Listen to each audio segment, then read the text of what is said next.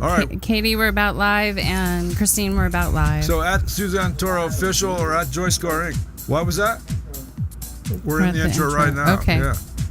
So right now you're seeing the beautiful intro to the JoyScore Live. We got great guests there. That boxer guy, Malcolm McAllister, he's going to be in here right after Christine Mulholland. And Christine Mulholland's going to share some wisdom and her passion about wildlife. How are you doing, Thomas? Wildlife and business stuff. And what? Hello. Yeah, that's Suzanne Toro, like chiming in. Hello, I'm over here. Yeah, you're in your own little world. All right, so we're gonna share this. Getting ready to share it? Yep. This mic position is not quite ideal. I don't want to break anything. Let it blow up in my face right now. I don't want to touch anything too much. All right, so it's like a minute 20. 10 seconds, folks. 10 seconds. Isn't that a beautiful little promo? Yeah. Let me know when.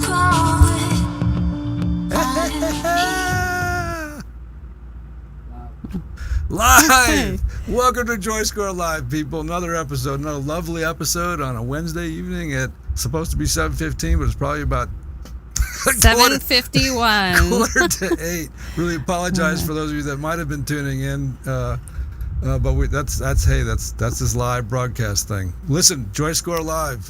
We're here to bring the best of life to you through other people's experiences. We're learning about how they elevate their joy scores. Like, what is a joy score? Well, it's the amount of benefit, the amount of good energy that you get out of an experience.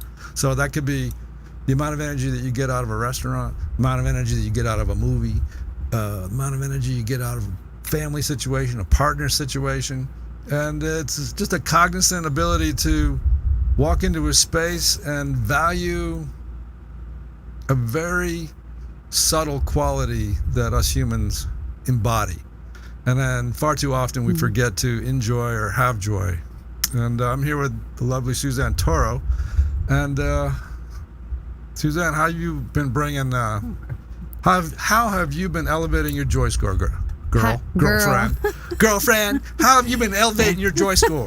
Because that's important, right? You're feeling the more we get, ethnic roots there. The more we get into it, the more we realize that this is a very important thing to embody and to remember, yeah? Absolutely. How I feel into my joy score, as I mentioned before, I try to every morning check into my mind, my physical body, my heart. Oh, you're just rushing all through that. Like, how do you do it? Like, what do you do? What does that morning look like? Oh, I observe my mind to see, how the state of it. Is it quiet? Is it calm? Is it ready to enter the day? She observes her mind as if she's like a different person inside the head. Yeah, just observe it. Being an observer of yourself is very helpful. We can see how we are in relationship to our environment versus taking on the whole activity of whatever is going on in the brain. Yeah, some of those practices just simply call it self-observation, right? Right, but checking into the mind, a lot of people don't know what's going on in their mind. They're held hostage to their thoughts. Why is that? Why is that? We have about 60,000 thoughts per day, and a lot of them are very repetitive. A lot of them are a degradation to your physical system and to others. So the meditative act is a way to clear those thoughts out of your mind. What if you think you are your thoughts? A lot of people think that they are the thing that is thinking. Well, then how are you distinguishing between you and the thing that thinks? Really, the mind should be empty and not thinking. So that's the optimal state of being. If you catch yourself thinking, then there's a couple practices that you can do to bring yourself into present moment awareness with a clear mind. Thomas, pull back on that camera on Suzanne and work on that exposure on her. She's blown out there. But go ahead. Could you say that again? So optimally, you're not thinking. The mind is not intended to be a thought box. It's intended to do functions. So when we create neurotransmission that are negative feeding emotions, or beliefs or thoughts that create entropy on the system. What the hell is she talking about? What is she talking about? What is she talking about? That was like, phew, phew. So simply put, you check in with your mind in the morning. But what if you think you're your mind? Well, that's having that state of awareness where you start to realize, like, wow, I think I'm all these thoughts. That's a huge accomplishment, to realize that you're having that awareness. Then it's a process of starting to unpack that and get your mind clear. You know what I attribute this to? Women just have a bigger vocabulary than men. Because the female brain is actually designed to process more syntax than the male brain. That's amazing. We're designed differently. So that's why women to male speech does not always work. Allegedly, female brains are 3% smaller than a male's. Potentially, we're smaller species. It has nothing to do with the function. Look at how your phone works. Like, it's this little teeny device. It works great. The size does not matter in this size age. Doesn't matter, huh? Ladies, does size matter? I don't know. We couldn't tell you. But so I think what she was trying to say is that by observing, one of the ways, simple ways that, so many different practicing Buddhists and Zen people sort of agree on and align themselves with, is to observe the body functioning. And that can mean simply observing breath. It could mean observing the food that you eat as you digest and chew, and be conscientious of these things, that you realize that you're in a body that's functioning. And to realize the thing that thinks is not part of that present moment awareness. The thing that thinks actually can obstruct your experience of the space that you're in. And from that place, the brain begins to align. I saw a study on, God, of all things, I saw a stupid infomercial that was measuring where the blood was in the brain. So through the Zen people would call it relative mind. Some other philosophies might call it the formatory apparatus. But when the rational mind is functioning, the brain is divided into 4 quadrants. Right. But when an individual becomes present, or within the space, existing in the space that they're in, cognizant, not having too many thoughts, or not having thoughts but having an experience, there's a unifying energetic force that happens, and all those 4 quadrants come together and function as one. And it was an amazing thing to see. It was like, well, finally science gets the evidence that the ancients have known for eons and eons. It's like, duh, they've been practicing that and telling us that for thousands and thousands of years. But now there's a way to actually watch the brain send energy around it to confirm what the ancients already knew. Is that sort of what you're saying? No.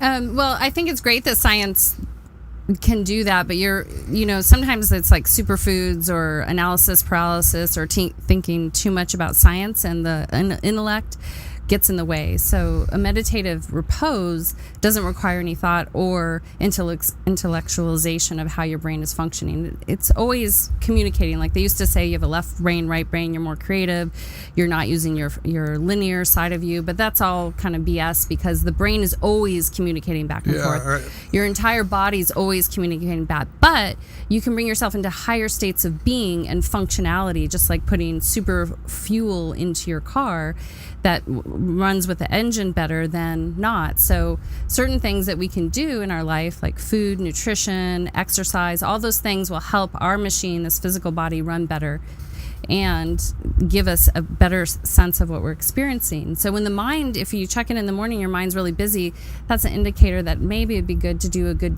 a meditation to clear that mind out, so you're really clear as to where you put your energy during the day. Yeah. I spent a little time in a Zen mountain monastery in upstate New York in my early 20s. My karate Seido teacher would bring a whole group of us there. Did he have a stick? And, well, I tell you what, there was Buddhists there in that monastery with a stick, and if you wanted to relieve tension in your body as you sat there in an hour and a half meditation, you'd go like this, you go like that, you go like this, and then you bow, and the Buddhist monk would come around with a big cane, and she, in this case, was a she with a bald head, just unload on your back. Yeah. Bah! And she'd hit you right in the right spot to release the tension in the body. Yep.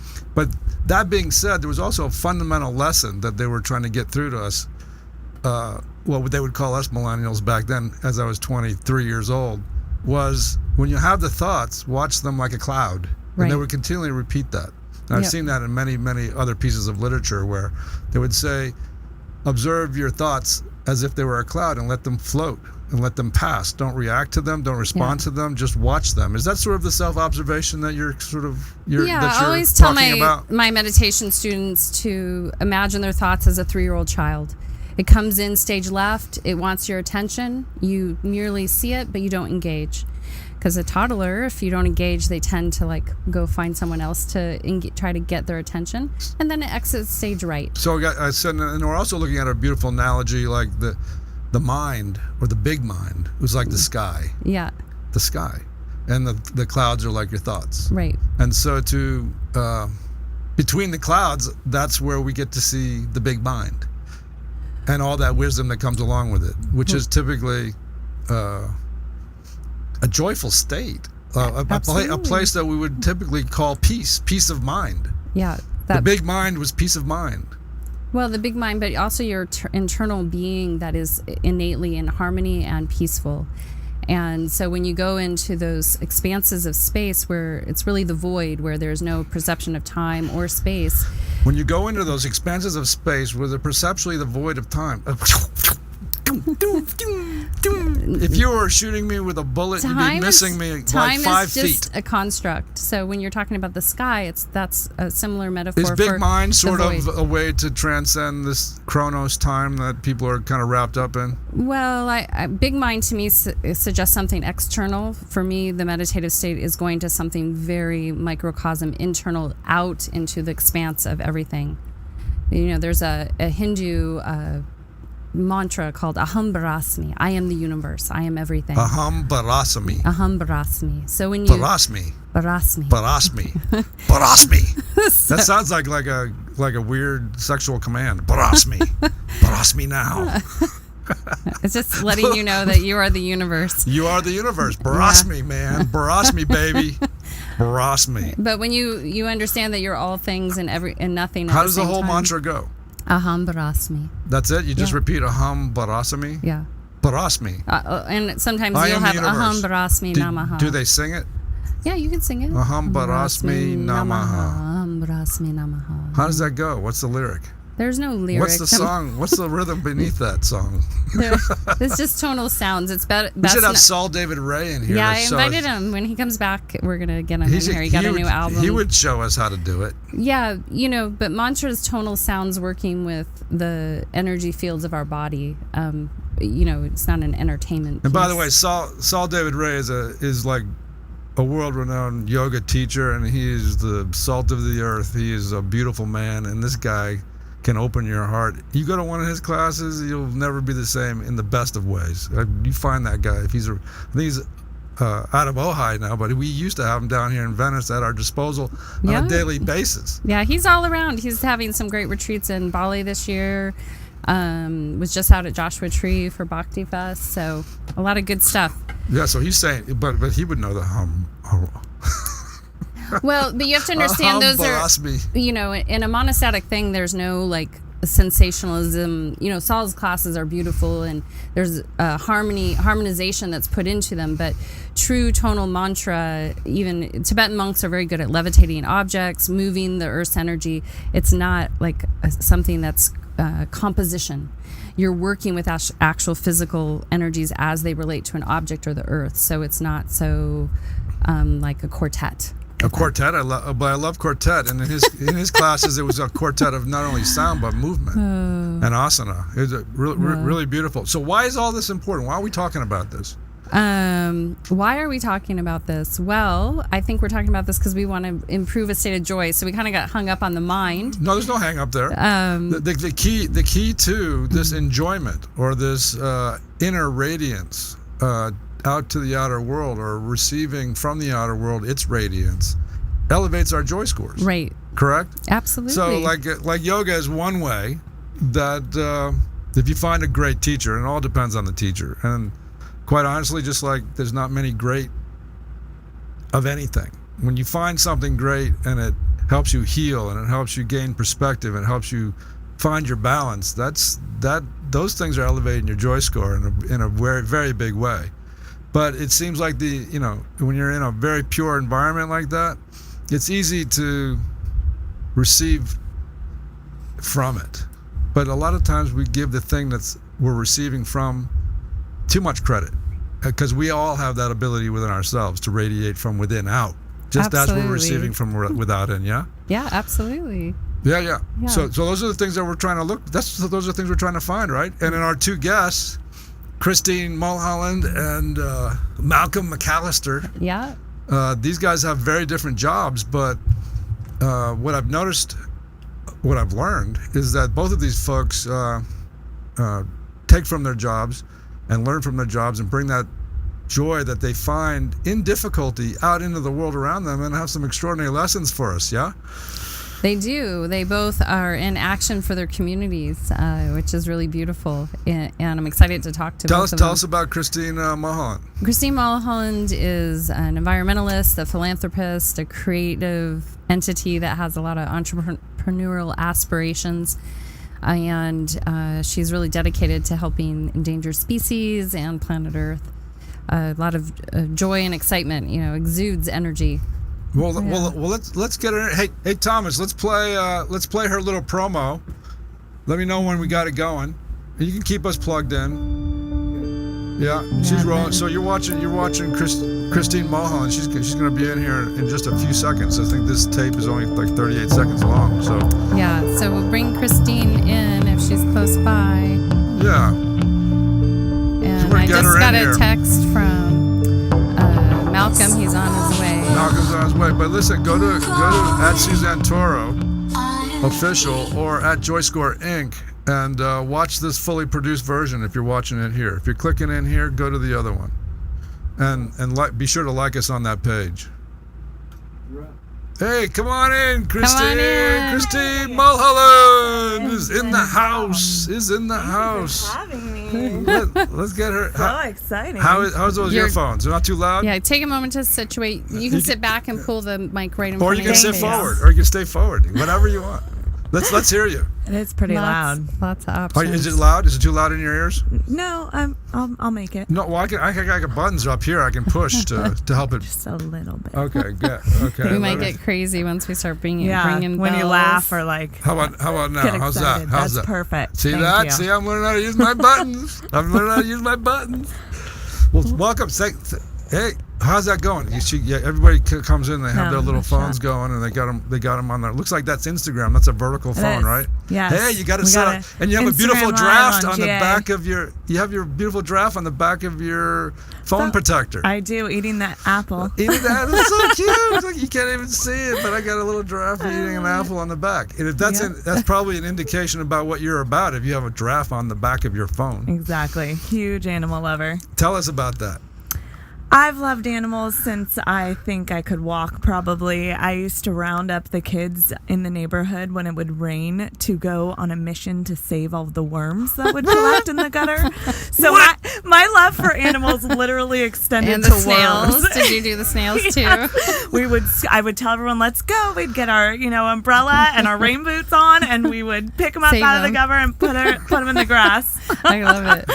So yes, my love for all animals started at a very young age. Well, that must have started with parents, or was that just an innate thing that you had going on? I think my mother instilled that. She loves animals as well, and I think. What was she about? How did you know she loved animals? What was her favorite thing to do? Well, she's a teacher. She's a 4th grade teacher, and she loved taking us to do things and to see animals and to go places, and she would always point them out and show us, their lives and animals. I think when you watch them, you realize how pure they are. They're so in the moment and they're so captivating. Isn't that so true? Isn't that so true? The presence of an animal. Of an animal, and it could be, a cat or, a pet, and then you can extend that to any animal, and especially when you get into the more majestic animals like lions and elephants, they're so captivating, and they especially pull me in.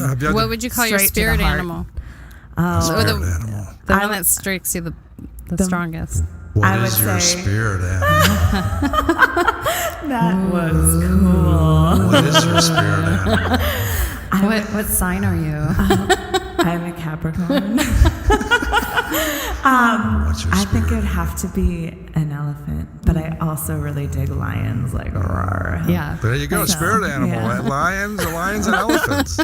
Yeah. Lions and And elephants. hawks, I Wild know. ones. And hawks, totally hawks. I love. Have you had hawks. the privilege of meeting a lion or an elephant in person? I mean, outside of a zoo or like the wild animal park, no, I have not been to Africa yet. Isn't that sad? No, you don't have to go to Africa. I rode an elephant in like New Jersey. Oh, The circus? that is no, people. We do not ride elephants. Well, I tell you what, I've got one experience up on you. I rode an elephant. You know what? A lot of people do that, and they do it not knowing that they're actually being abused and forced to give rides or to perform. Wow, it's a real party pooper. You're an animal party pooper. Yeah. Well, so share with Seriously. us the way to, because people get enamored in these situations. Like, none of us would like to be a caged animal, right? Right. So if you can share some I of was the... a caged animal. I had to sit in the damn room and edit this thing for like 12 hours. It was a caged animal. But people were walking by with their cotton candy and popcorn. Oh, You gotcha. wanted to do that. So if on some level.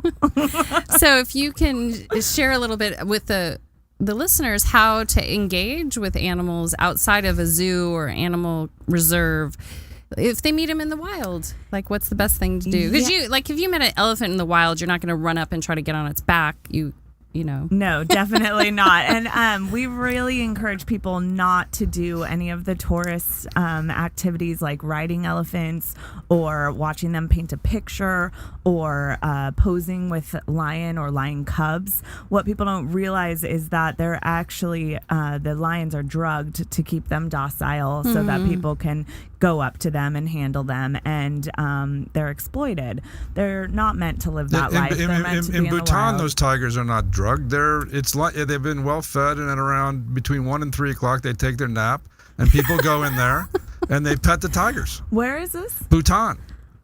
Did you do this? Unfamiliar with Bhutan. Bhutan's a very famous tiger retreat, and very few people, first of all, are allowed to even get into the country. They screen you, but when you do get in, one of the tourist stops is a Buddhist monastery, and they have all of these wild animals that they've taken in for one reason or another. Sometimes the tiger's been shot, or they bring in the cubs and whatever, but they roam free.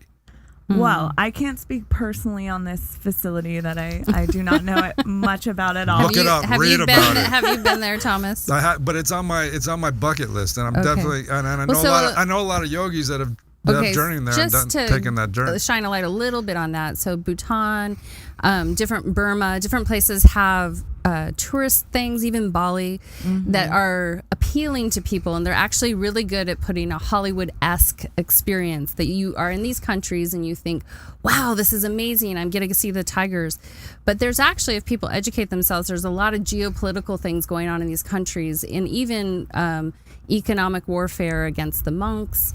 All these things that people should educate themselves on. Not to say, but Bhutan is one of those countries up there with Burma where they are actually in human rights violations, and more than likely in animal rights I violations. think you got the Bhutan's probably one of the most conscious countries on the planet in terms of how they treat each other and the valuations they put on nature and all of that stuff. So it's worth researching at least.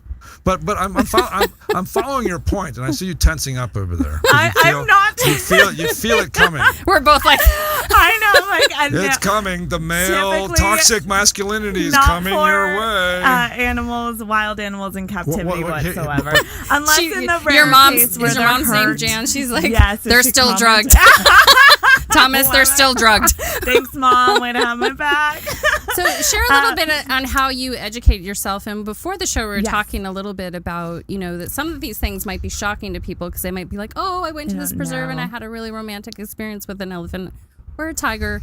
But then, sometimes we have to take off our Pollyanna glasses, and then, we get over maybe the shock of the true reality, but then we can go into action. So if you can share a little bit on how we can approach these matters from a place of inspiration and motivation. Yes, there is a fabulous documentary that just came out called Love and Bananas, and it highlights the problem of Love elephants. Love and Bananas. Yes, shout out Ashley Love Bell and Leck. Bananas? Yes, Love and Bananas. And it highlights the problem of the elephants used in tourism in Thailand, and it's a huge problem there. There's actually more in captivity there than there are left in the wild in their forests, and they're anything Why do you from think that street is? beggars or riding Why them. do you think there's more in captivity than there is in the wild? Because for years and years, going back generations, they have used elephants as street beggars, as to give tourists rides, and to basically profit off of them, just like their property rather than a living. Just like that sentient guy in New being. Jersey did when I paid him $5 to get on the elephant. Why did this guy have an elephant in New Jersey? That's what I want to know. So they're highlighting this problem, and Leck, who has a sanctuary called the Save Elephant Foundation in Thailand, shows through the film they go and rescue actually a blind elephant. So this elephant's now useless to their old handler because she can no longer give the rides. And she goes in, they show these elephants, they're chained. They do a thing where they sway because it's comforting to them, because they're literally chained for hours and hours a day, and they're very intelligent. And so this takes it's crazy making for them. And so they highlight this problem, but then they show you the magnificence of actually taking this elephant who was in captivity for something crazy like 40 or 60 years, bringing them to the facility to be free with their elephants that roam there. And that's the ecotourism, where it's actually something that you want to support, is to go to a facility like that where they're not in chains, they're not being hurt and made to perform or do rides. They're and being allowed to live in their natural habitat. Exactly. With their families. How is it different than an intelligent animal like that? You're saying made to perform. Different than a human being that goes to 20 years of frickin' college to be made to perform at some job that they may not even enjoy. How is that different? Like there's an element of choice in that. People is there? There's in an certain element. Countries, no. There's an element of being forced into some sort of task, right? Yes, and I'm all for human and animal rights. I think we all need to be free. Well. This is where I want to go back to something here, because it's really important to more and more of your generation is completely detached from nature. Absolutely. Because of a lot of rules and a lot of regulations that are in place. And so you guys don't even, not only do you justify not contacting nature in one way or another, whether it's, whether you happen to be a hunter, heaven forbid, right? Raised in generations of hunters, and we are hunters by nature. Our sheer nature is the reason why our generation, or why we're even here as people, is because we hunted previous to this form, right?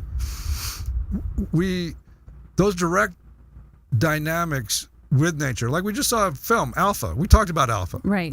Where the wolf was attacking him, and he cut the wolf, and then he felt bad, and then he saved the wolf, and then they brought the wolf back, and then it has a baby, and everybody's like, oh, look at the baby wolf. And that's the beginning of domesticated. They were given the suggestion, it was the beginning of domesticated dogs, right? With that experience, people are changed by it. Like, I can say that my direct experience with certain animals made me more conscientious of the fact that they're endangered. Yes. So how do you intend on bridging the separation in your generation with the actual having the empathy to have a firsthand experience of an animal, which is how we all used to do it for millennial, is to experience animals firsthand, whether we're hunting them to survive or whether taking them on to domesticate them. Are you thinking in any of your thoughts and in your activism, which seems to be no, that's bad. There's a lot of guilt. There's a lot of guilt in the policies that are put out there, as opposed to, if I can't have that, how do I have that experience? Because a lot of people, like a dog, let's say, like a dog has been my best friend for 13 years. In other words, it's there for me. It continually elevates my JoyScore. It's dependable. It always wagging its tail. Unless I'm in a bad mood, then it goes and runs in a corner or something like that. what an animal has brought to me, probably my peace of mind. And so for those that, that have that first experience with an animal, which can turn them into an activist. Like I'm more of an activist now than I was, because my valuation is there's way too god darn many people and way too few animals. Like how do you say that 5,000 rhinos is enough for the planet, or 300, or no rhinos is enough when there's 7 billion people on the planet? I'm like, well, we can, So where's the trade-off? How are you processing, and do you process that at all? Yes. So 2 things. I'm going to wrap up where we left off in Thailand with Lex work. She ends the film showing the place where she rescued that old elephant from, actually showing this man, convincing him to take the herd out off their chains and into the local river that was close by. He walks them out there. The man has literally tears watching his elephants play and experience joy in the river that he's never ever allowed them to do before. And right there, that man changed. His place is now no longer an elephant riding place, but it's a place of a sanctuary, just like Lex. And now he's making more money than he ever made giving the rides. Absolutely. So it's absolutely beautiful. She showed him, and that's the name of the film, with love and with bananas. With love That's and bananas. all you need. I'm They gonna don't see need that. the bull hooks anymore. They don't need to beat them or chain them. They can just lead them with love and bananas. And so I think that there's a beauty in being able to show another way. But you yourself have not experienced an elephant. No. Well, I mean, when I was little in zoos and the San Diego Wild Animal Park. Don't you think that would increase your empathy had you ever have direct contact and touch that little snout and let it kiss you on the face? Absolutely. Like we had a guest. I cannot wait to go to the David Sheldrick Wildlife Trust. Where's that? Bottle feed the baby elephants there. Where? That's in South Africa. So What you is gotta it go. called? David Sheldrick Wildlife Trust. David- DSW. Say it slow. David Sheldrick Wildlife Trust. Shout out. So for the reality of the 320 million Americans, they're not going to make it to South Africa. Right. And where do we go for our animal experience? Because if we can't have a human one, I would say YouTube. I get so much joy out of watching a baby elephant roll around, in the mud. Like, there are so many ways with technology to experience, joy from animals rather than having to be in person. I mean, obviously in person would be great, but there are places like in Tennessee and up north. I think it's called Best Friends. Or no, Well, I you think could that's just. a farm I have a animal wild idea for both of you. You could go into the wild. Yes, definitely in the And- wild. And so, the domestication of animals, personally, I feel is ridiculous. Even with dogs, I love dogs, but I think that's not how Mother Nature intended it. And sometimes maybe that happens, but even in cow country, like if you're a cowboy, your dogs aren't in your house. They're outside protecting the horses. They're protecting the herd. all you cowboys out there that have your big pooch sitting next to you or walking along with you and your horse, You're they doing say it right. you're not allowed to have your pooch in the house. No, they It don't. should be out They there ti- with the wolves and the coyotes. They typically don't. Those dogs are protectors. I grew up in cowboy country, and so those dogs are on the ranch outside. Even when we had Justin Red, his dog was outside. So the domestication of animals and the fantasy beside zoos and circuses and stuff is really a modern phenomena. But if you want to experience wildlife, go in nature. Like, you can see bears, you can see sloths, you can see deer, you can see raccoon, all these different things, and experience them. Tigers, mountain lions, Wolves, panthers, mooses. wolves, coyotes. So you don't need to go to a zoo, and you don't need to make them be a part of us. And petting animals can actually separate them from their natural ecosystem. So it's to remember, I think, like watching documentaries and stuff that are fascinating, or binoculars and bird watching are great ways, Yeah, but how do you? Then you must have a real problem with South Korea. You must have a serious problem with a lot of the. And I have a problem with South Korea, for that matter. What's the problem with South Korea? Are they eating too many things? What do they eat in South Korea? Dogs. Well, Domesticated puppies. Dog my nature. goodness, right? So how do you wrap your mind around that? That's going on. It does blow my mind, but at the same time, it's a culture thing. Here in America, it's okay to slaughter pigs that are smarter than dogs, proven to be. So it's like if you were born there, you would think it was okay to eat a dog, but because you're born here, you think it's okay to eat a pig. I, on the other hand, eat neither. So, yeah, I don't think. Yeah, one of my clients said, I don't eat anything with a smile. Yeah, exactly. But why? if Do I look malnourished? No. If we've just surpassed a time where we need to kill animals for food, and I just love all animals, and I don't want to cause harm to any living beings. And on top of knowing what it's doing in the factory farming to our environment, I mean, there's just so many reasons besides them being conscious, adorable creatures. In an ideal world, if you were a goddess and you could just say, you could give your one wish for your animal planet, what would it be? That they would all be equal, just like humans. We would all live together on this planet in peace and harmony and freedom and love. That's beautiful. So what do you think it's going to take for humans to reach that state? And that's what this show is about. Like if we had possibly a more empathetic or intuitive sense of what was going on, because we have indigenous people that respect the land more than anybody, and they still feed off of the land, they still hunt, for them, for anybody that's really becoming more conscious, there's a lot of gratitude towards the energy and the lives that have been sacrificed for us to survive. So how do you so let me not lose this one point, because that's what the show is about. How do we become that way in relation to our environment, do you think? I think it absolutely all starts with empathy and sensitivity and going back to connection. So how do we do that? Do you have any ideas? Yeah, I think education's super important. Once you're open your eyes to something, knowledge really is power. And it gives you a choice. So once you know something, I mean, we give school presentations to kids, and we were talking to high school kids about factory farming and, where their food's coming from. And some of them had never seen these photos and images of where their food's coming from. And yet it's something they do 3 times a day, every single day of their life. And they're 16 years old, and they're just now having tears running down their face, seeing what goes on in a slaughterhouse, in a factory farm. And some of them declared right there that they were, turning vegan and not going plant-based. And so I think... our indigenous people would run buffalo off of a cliff.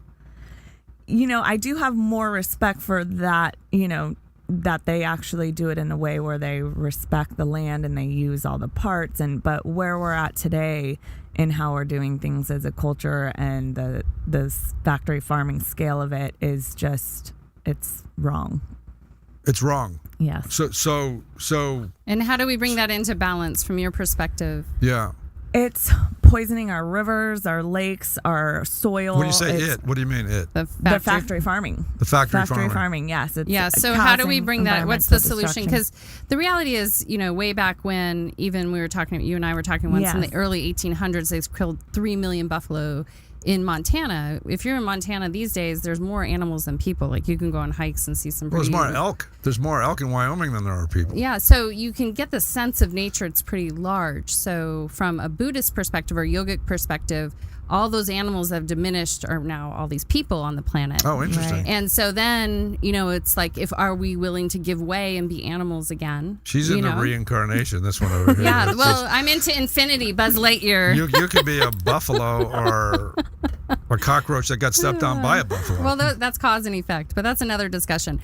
So if we think about that, from the indigenous perspective, they're not over gluttonous. They're not going through drive-thrus and balance. Like, they have to go and get their food. They save it. They do dangerous. all the parts. It is dangerous, So what is your solution right now? We're in modern society. We're not going to go back to indigenous tribes anytime soon. Right. What do you feel is the bridge there to get us to a more holistic space? Because we have to take simple steps, Yes, I think starting with mindfulness for sure, and balance. And how are you interpreting mindfulness? Because that's a huge statement.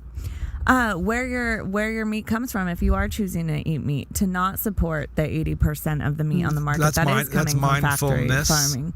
Yes. Or awareness. Awareness, yeah. Awareness, mindful where you're sourcing and what you're supporting when you're actually making these purchases, and what you're putting into your body. If you're putting in something that was injected with hormones and antibiotics because they're all in tiny sheds lying in their own feces, or are you supporting that farmer where they're actually have a good life while they are alive? So I think that's probably part of the solution. Is we have tremendous amount of government involvement in terms of where the meat comes from. There's a lot of lobbyists in Washington lobbying for all this. So basically, the dairy industry and but the thing is to get more people back to the land, raising animals in a grass-fed, let's say, environment or supportive environment, let's say, planting their own gardens. I mean, that would take a tremendous amount of legislation to even encourage people to go back out into the land, which is a hard life actually. Probably very enriching and satisfying on some levels as long as you're not flat broke doing it. Well, you don't need much if you're just living off the land. You can live under a tree or in a cave and find a local stream. You can live under a tree or under a cave. I'm sore getting out of bed in the morning and it's a nice cushy mattress. I mean, right, but back in the day, like people a whole family would kill one elk and then have that the whole winter to last. The same in Alaska, they would catch the salmon, dry them out, eat the different pieces. And so that's one elk per family, or per family or per person. Breakfast, lunch, and dinner. So you're still.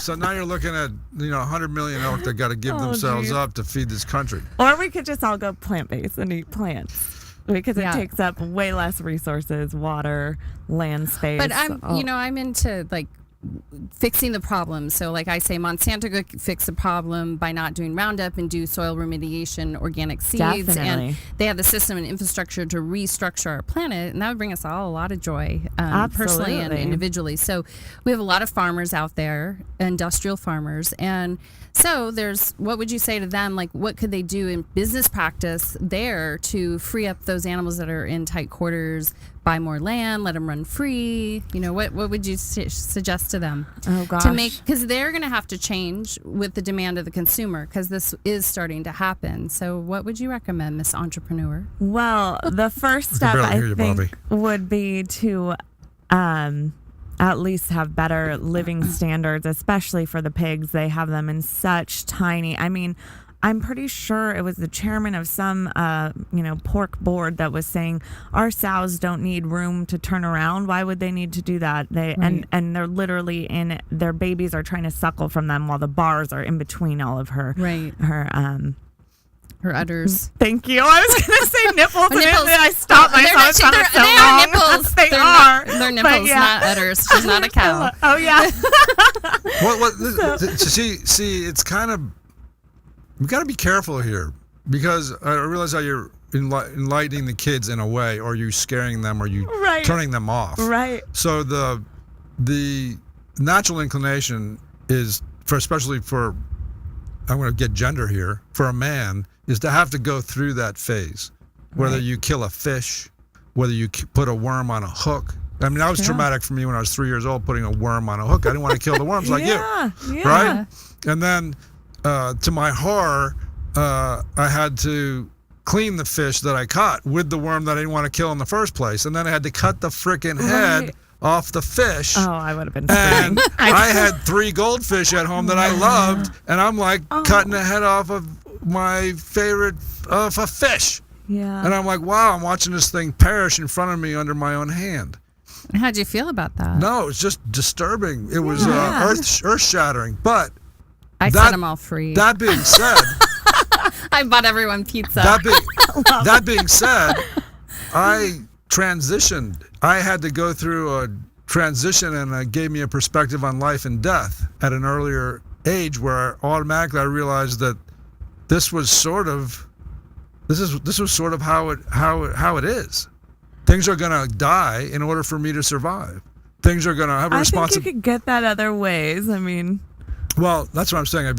Until you cut the head off of fish, or if, let's say, you were to have to gut a deer or something, a Bambi that you just took out in order to survive. Yeah, no, I couldn't do that. Well, you probably would if you got hungry enough. And so that kind of brings us back to your original statement: is my ideal would for us to live in peace and harmony with each other. And so in order for human beings, just like those tigers in Bhutan that aren't eating the people that are petting them, they're fed. Because they're drugged. They're well. These are well fed. These are just I'm sure basic they have to tigers. feed them to keep them they're- around. These are tigers. These are tigers that aren't eating the people because they're fed.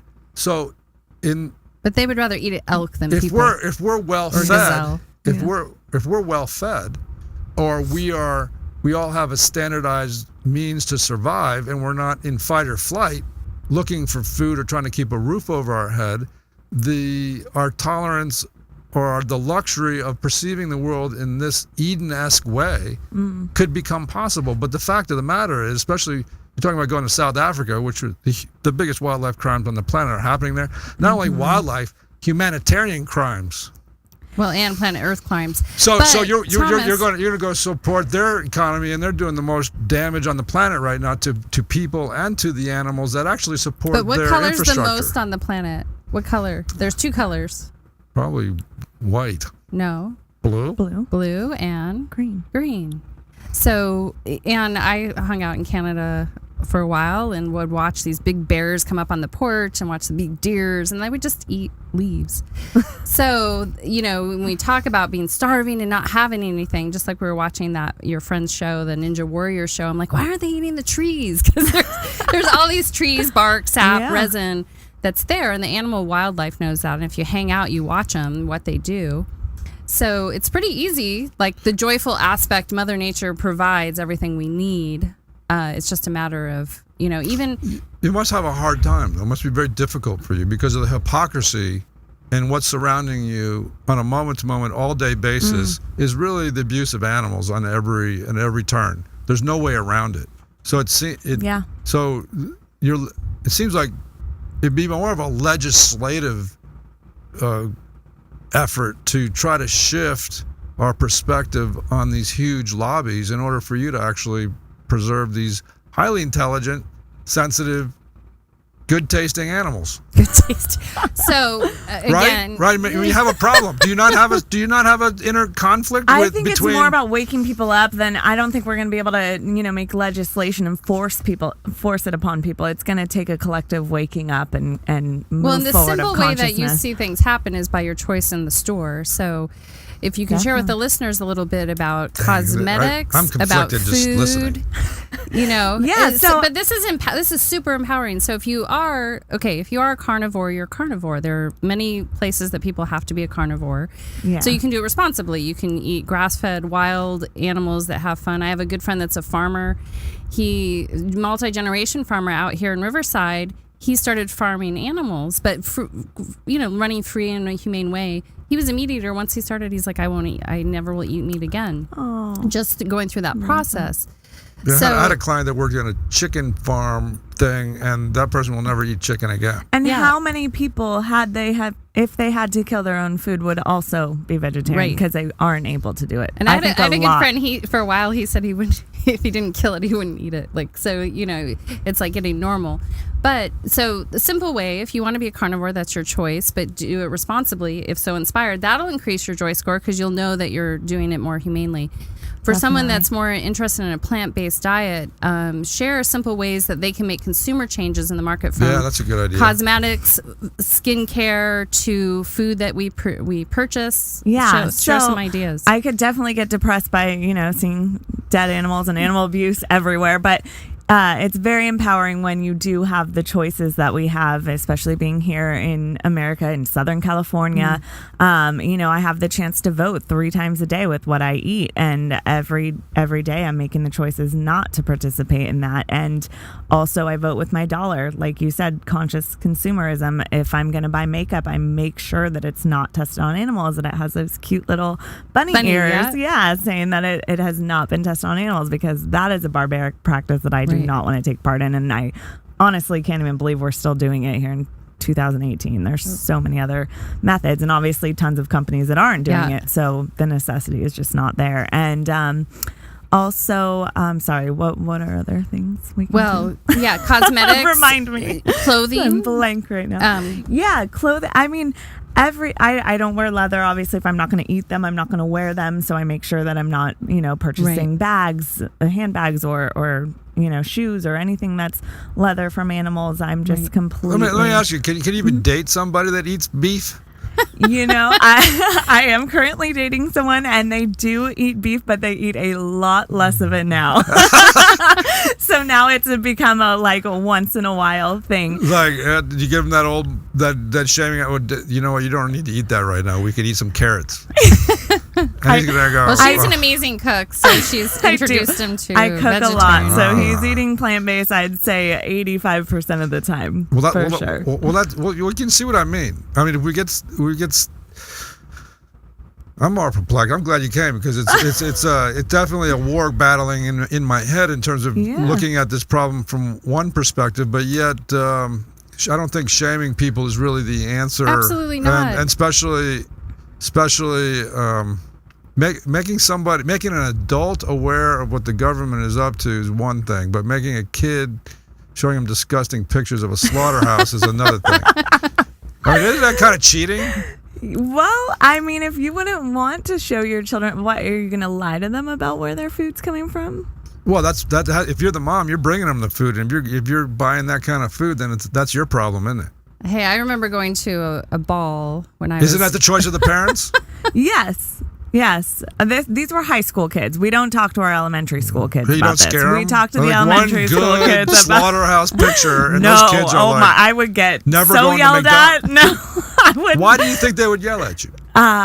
Because they're too young, and I think every single one of them would go home saying they don't want to eat meat anymore. I was 3 when I killed a worm.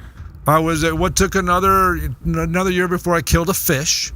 But your parents were probably telling you to do that, right? It took another year or two to kill a squirrel. It took me another year or two to kill a deer. It took me another 3 or 4 years to kill a raccoon. It took me another... Wow, you had quite the repertoire. I know.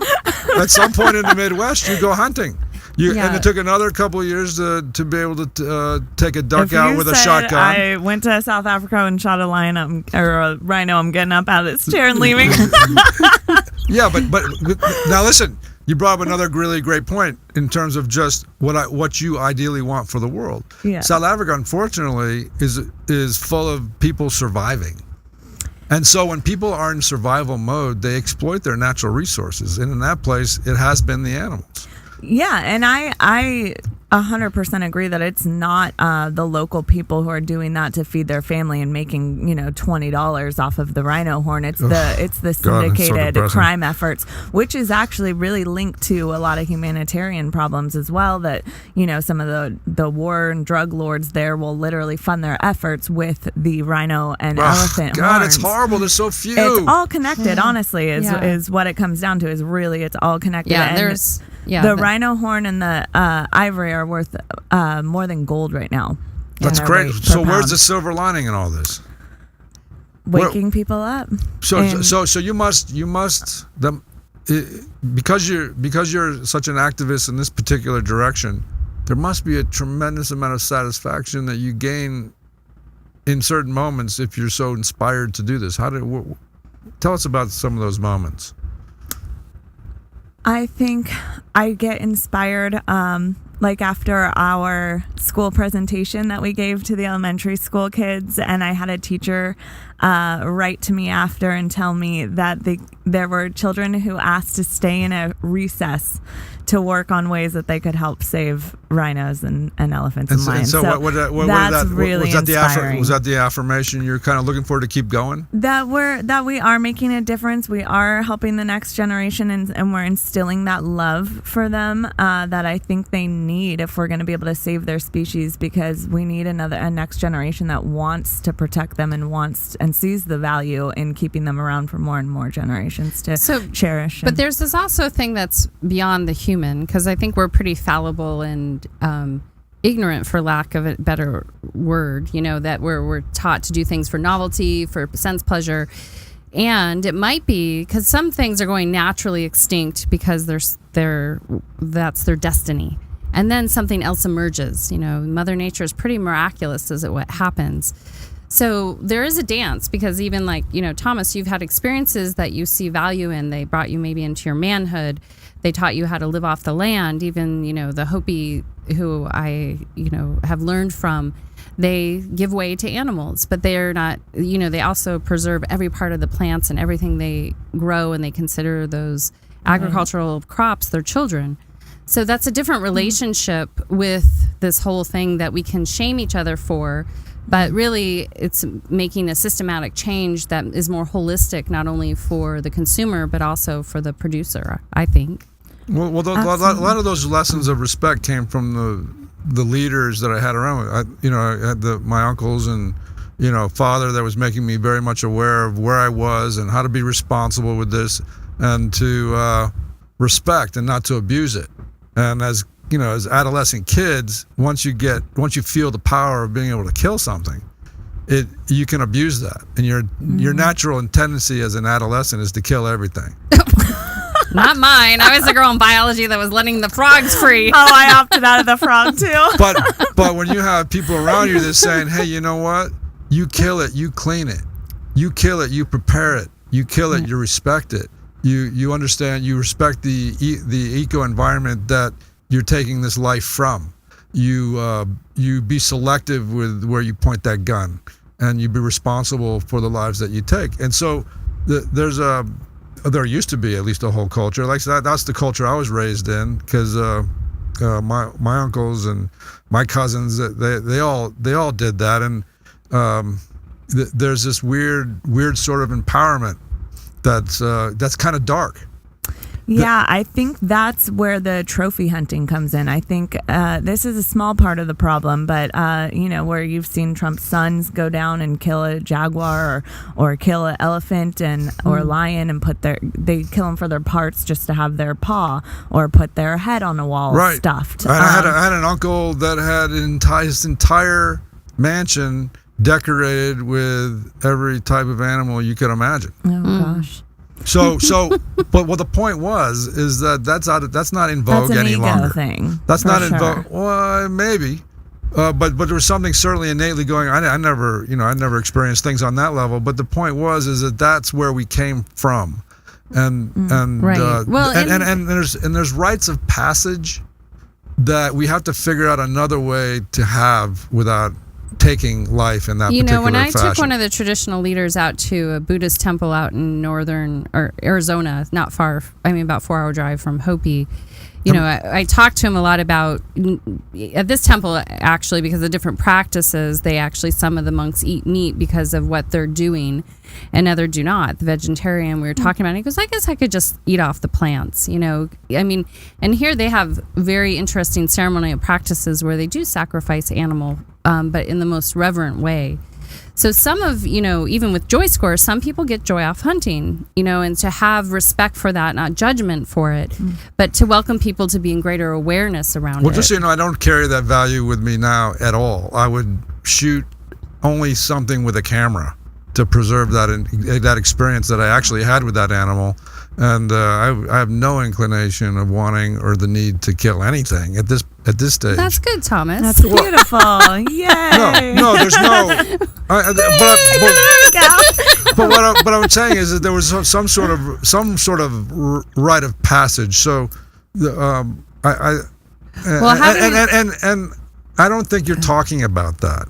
You're talking about the millions and millions and millions of lives in these animals that are completely incapacitated and raised strictly for our McDonald's burgers and our Burger King burgers.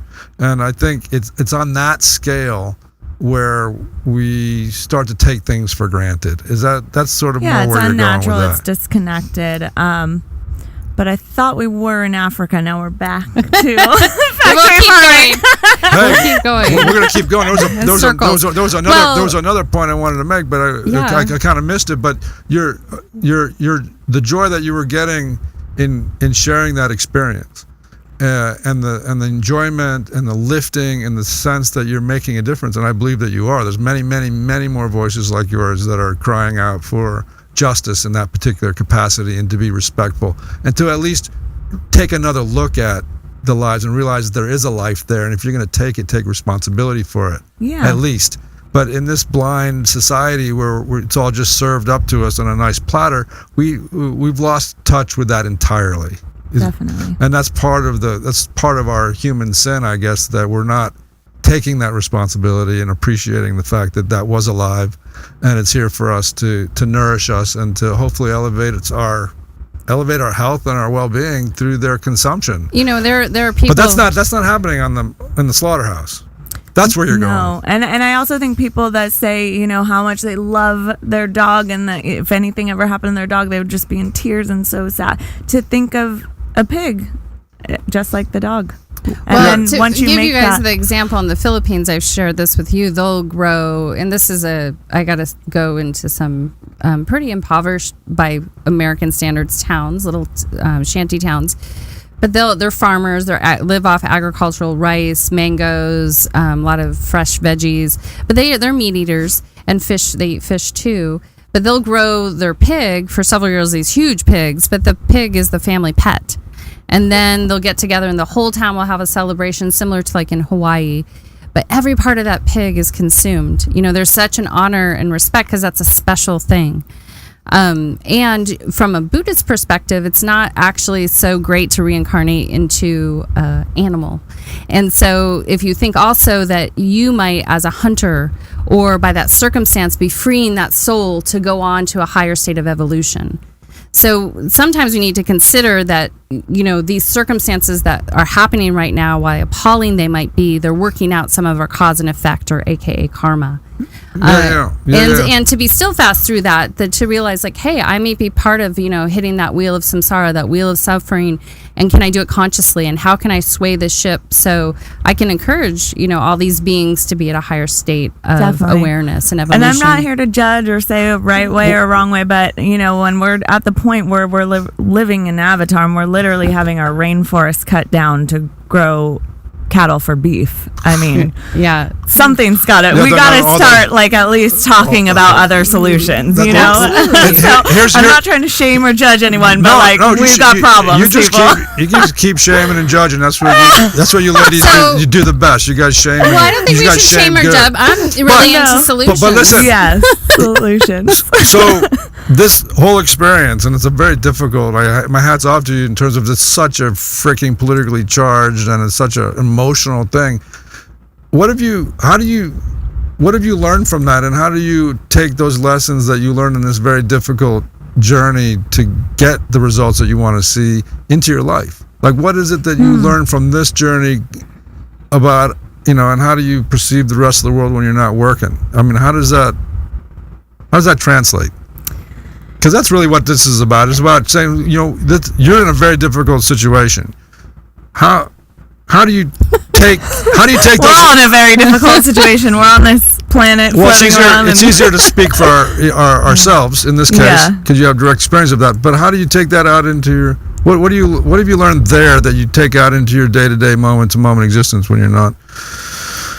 That, you know, I am just one person, and while I know I can affect things and that my actions and choices have the ripple effect and that I can make a difference in the world, I also can't take everything on, because when I first started on this journey, that's the lesson. You can't take everything on. No, I was angry and depressed, and I would cry all the time, and I watched too many documentaries and read too many books about the state of the world, and I was just like overwhelmed. Too much anxiety. It's like watching too much news. Yeah. Oh, I don't watch news at all, the regular news. That's probably smart. Yeah, but just to stay really focused, you got to be grounded. I make sure I get to my yoga classes, and like you said, some teachers are better than others, and good ones are hard to find. But really getting to that place where you can ground yourself, focus on the positive. I know, like when we went up to the Capitol to testify on behalf of the orcas when they were hearing about banning SeaWorld from promoting any more orcas,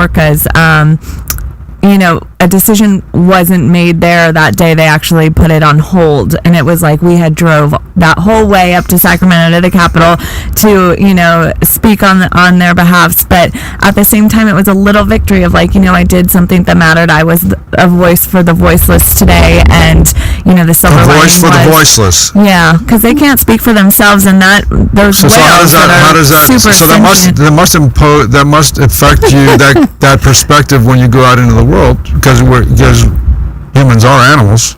Yeah, and I think anytime you can use your voice or vote with your dollar, it's all adding up to small differences that will make a big And how does that make you feel every time, like with your nonprofit, every time you make a choice in the right direction for you based on your code of ethics or the way you choose to live, how does that make you feel? I feel joyful. I feel good about my life and the way I'm living my life. And, I've had friends and family that have gone plant-based because, I've talked to them or opened their eyes in some way. So it's the little things, even seeing people around you that you affect is really motivating and inspiring. And did you ever eat meat? I did, yeah. I turned, I'm shocked because of how big of an animal lover I was from such a young age that I never made the correlation. I'm shocked that I wasn't that kid, crying at 6 that I wasn't going to eat it. But no, I didn't go until I was 21. Okay, and then how do you feel physically different? Eating just plants or the same, or? I can't say You got great skin. I don't think you got really good skin. I don't think I noticed a difference. I was never like a heavy meat eater. Yeah. So I think that I wasn't super impacted, but my energy is great. I feel I have great digestion. So, and I've had friends and family that have gone and they were heavy meat eaters, and they say they can tell a difference in the first week. They're like, oh my gosh, my digestion is so much better, and just I feel better, and I'm more clear, and it's pretty amazing. And I think you can notice too, some people that eat a lot of animal products, they're carrying that weight around with them. Right. It's almost like, all those, you can tell that dead animals are just on them. Yeah. And I don't think it's the healthiest way. So when you're I'm trying to get you out of that mode, and then get you into the life. Yes. And so let's say She likes to dress up. Yeah, you like to dress up. I do.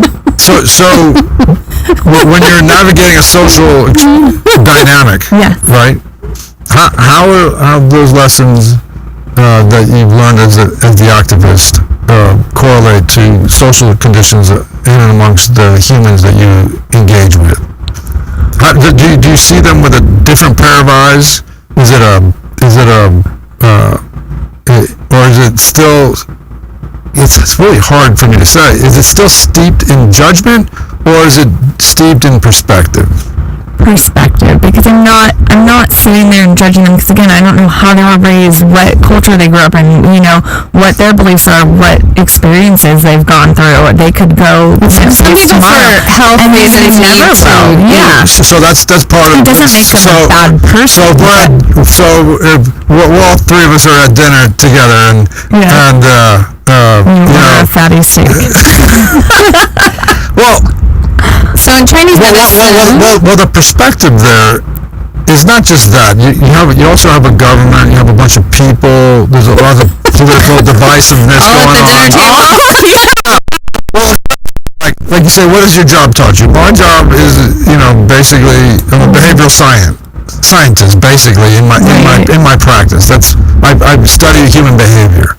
So when I'm doing my work, or I go out in the world, or I find myself not being as attentive to my general society as I am to my clients.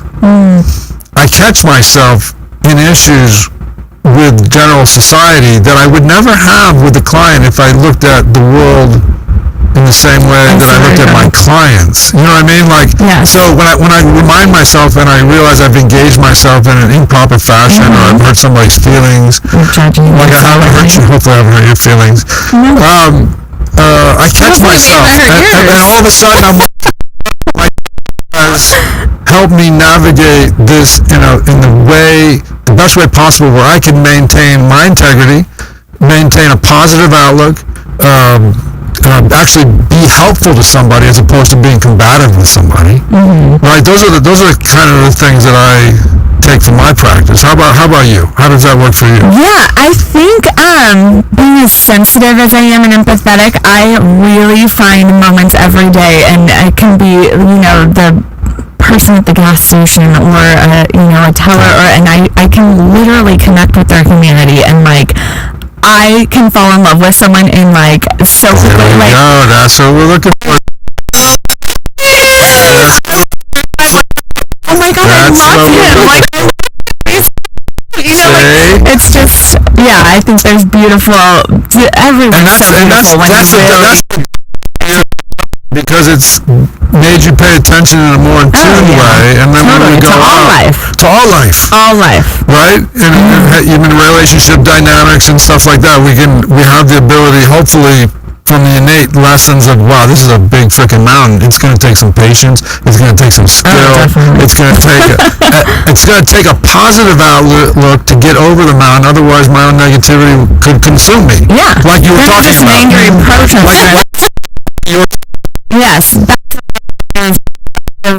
Sat there and shook her finger and judged him and said how wrong what he was doing was, and how dare you do this to these elephants, and just berate him. But instead she just showed him the love and broke him down that way, and he saw the love that these elephants have.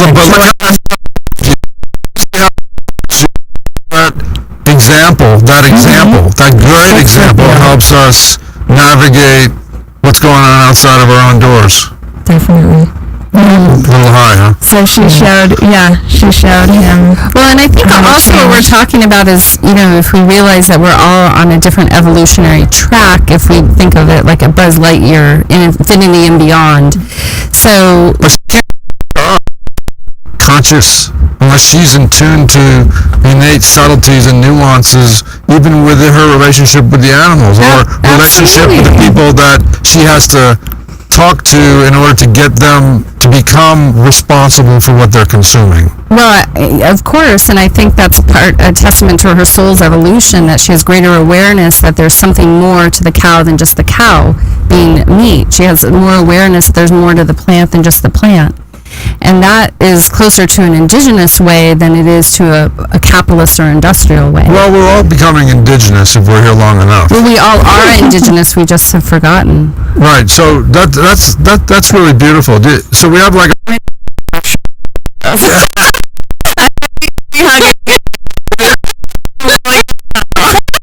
tree hugging Indian with really good. Amazing. Well, listen, you have like a minute. So is there something that you would like to say to your audience that are aligned, and we are aligned with your journey, by the way. We encourage you and we celebrate you, and we want you to have as much positive impact on the planet. Whole platform is about. It's about elevating and giving great people like you on a difficult mission, a voice. So if you have anything you'd like to, any last words you could leave with us to help us even be more aligned with your journey? It really comes down to, we all really need to come together for each other, for other species, for our beautiful planet Earth that we share. Talk directly to your audience. Talk directly to your audience. What's their call to action to your audience? Your call to action, I call on you to please get on board, join our mission, come out to our next Race Against Extinction. You can pick your species. You can run for that species that's closest to your heart, whether you love sea turtles, elephants, dolphins. Yes. Get out there, show your support. Let's come together. We really need to unify for the greater good here, and that's what we're all about at Generation Awakening. That's awesome. Thank you for having me. That's really. So how can we get it? What's your address to your? We're generationawakening.org. We are generationawakening.org. Yep, that's easy enough. Instagram and Facebook, Generation Awakening. And when's the next race? Last year was in honor of Endangered Species Day on May 19th. We are debating moving it to Earth Day. Oh, very good. In March. So either March or May 2019. Where is it? Where is it? It's on the beach in Huntington Beach. I'm going. Yeah. Yeah, I'm going. You better Let's be go. there. You better be. I want Let's you dressed go. up like a lion. Just before you go, you make sure you send us a word so we can put the word out. Fabulous. You come on Thank and drop us and remind us, or you make sure that you reach out to us and we'll give you guys a good word. One other plug: you can go onto her site if you guys want to put this on camera. They have a lot of very cute, the fashion girl that she is, shirts on there that you can support their cause and what does that say? This is, we are the one that we are waiting for. We are the ones we've been waiting for. That's a beautiful shirt. Nice quality too. Yeah, How much is that? soft. How much does that retail for? $28. $28? That's bad. awesome. Very reasonable. Yeah, and 100% goes to the cause. We've never taken a penny out for pay for anything at all. That's other than beautiful. donating. Yeah. Great. Hey. Thank you so Thanks much so for much having for me coming. on. It was so much fun, Thomas. guys. Hey, Great work, Christine. Hey, Thank you. run. One Malcolm's. Malcolm's. Yeah, and then go ahead and grab Malcolm. It'd be great. Christine, thank you so much. Thank you, darling. Ciao. Bella. Hey, that was that.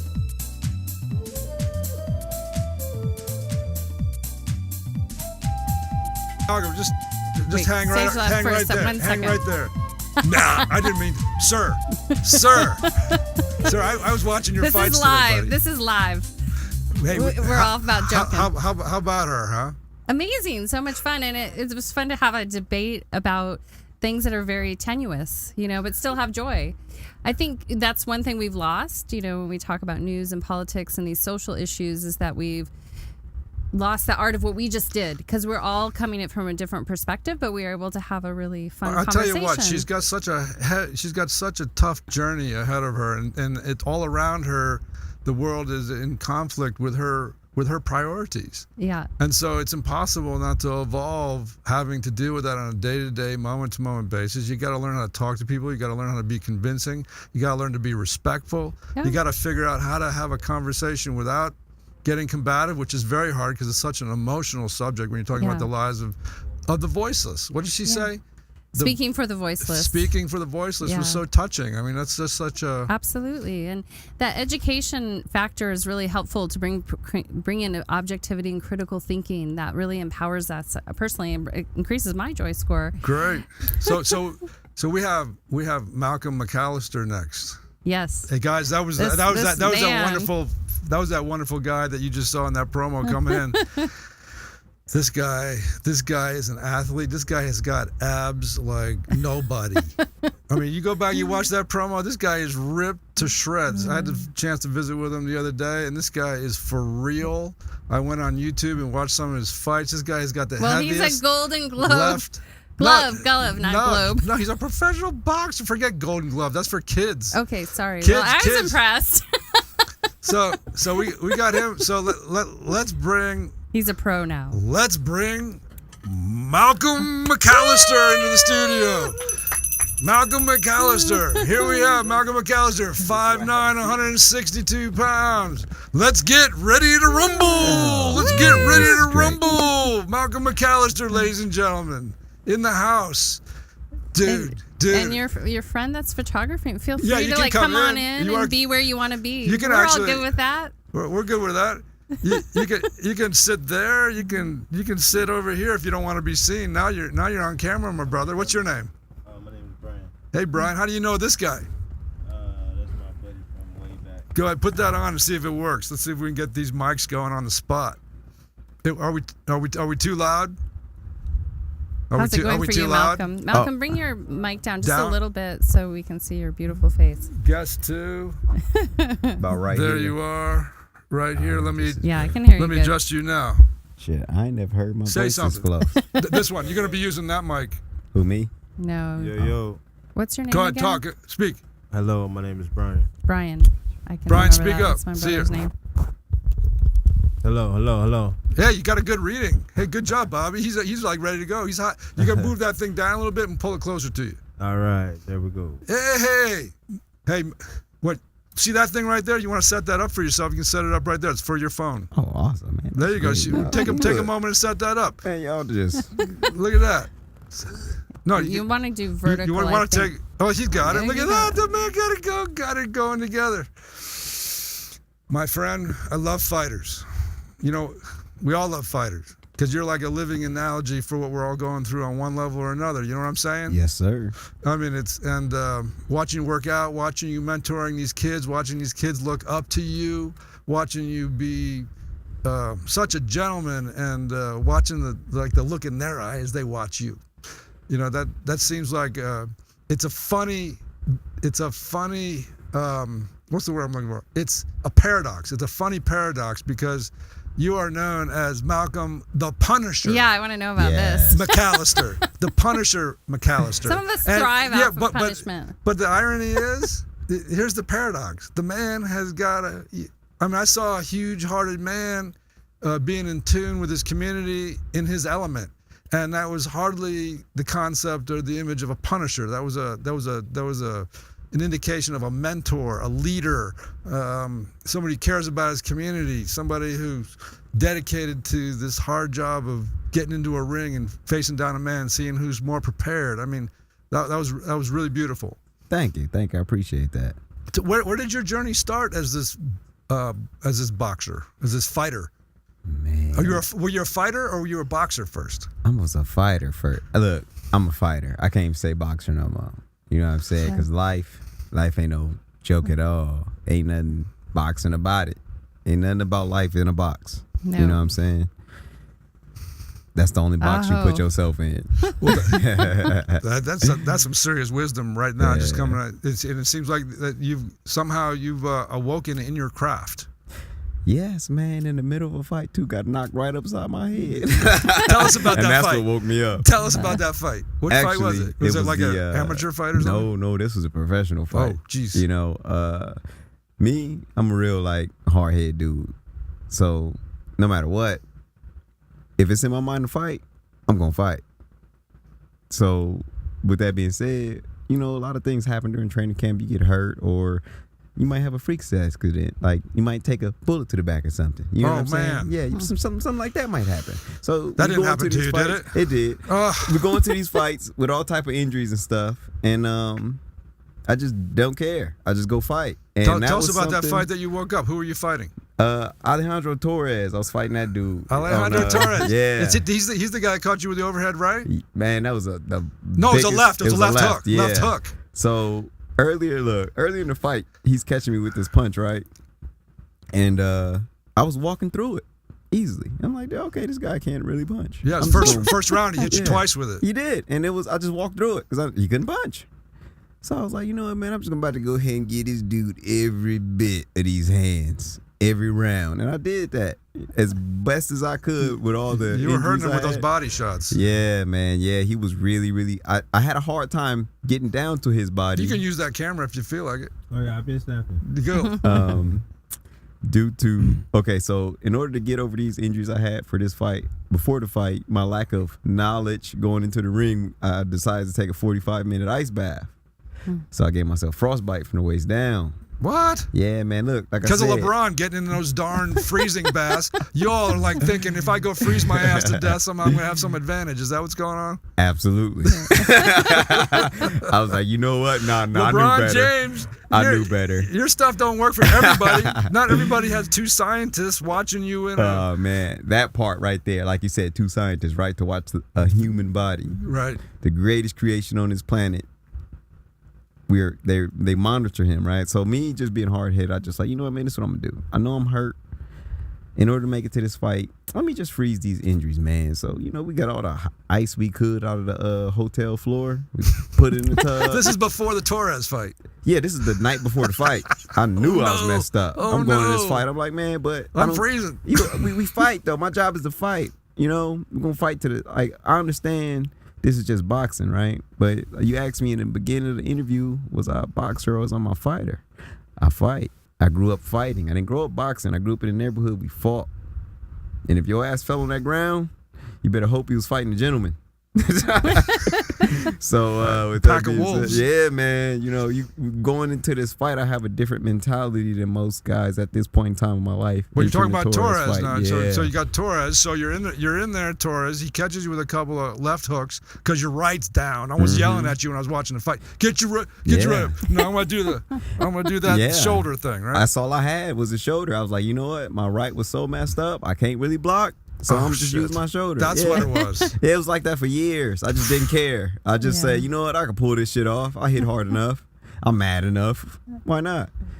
So I realized during this sport that During that fight. during that fight, the middle of the fight, I realized, especially before I got caught with that punch, there was something I did before the last round. I was frustrated. I heard you yell. I almost you had it. yelled. Yeah, I when was you gave really, him that, really you gave frustrated. him that body shot. You gave him an uppercut to the body, and I heard you yell. Yeah, and I was frustrated because the bell rung, and I knew I took too long. So I was really frustrated with myself. Right. That makes So, sense. you know, I'm pissed off now, man. I'm screaming out the top of my lungs the F word. I go back to the corner. I don't even remember what the hell they said. I'm mad. The dude need to die. He been here too long. He about to mess up my little knockout streak. You know what I'm saying? I worked hard for this. I've been doing knuckle push-ups. You had 9. You were undefeated into 9. What was that last year? I think it was 8 knockouts. 8 fight. 8 or 9. I know after the Torres fight, I was like 9-0 or something. Right. 8 knockouts. 8 I don't knockouts. consider a fight a win unless somebody go to bed. Oh, shit. Because that's how they ended in the neighborhood. Somebody going to bed. Right. So, that's how, decision, okay, cool, whatever. Like the last little, that's cool, okay, yeah, he outboxed me, that was great, bye, okay, cool. But, did anybody get knocked out? No. Where was the wake-up call? The wake-up call was in the middle of that fight. I come out of that corner, I'm pissed off. That's the 5th round, right?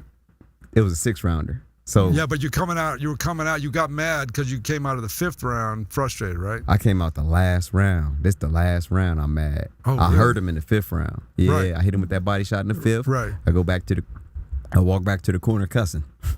I come out the corner furious. I'm on fire. I don't care what's wrong with my body. I'm about to knock this dude out. And I know everybody like, you can hear his corner yelling push, yelling push because they know I'll push until I fall out. Literally, you guys seen that. Yep. So I'm pushing. I'm so angry, right? I'm angry as hell. I'm like, ooh, I'm about to get this dude.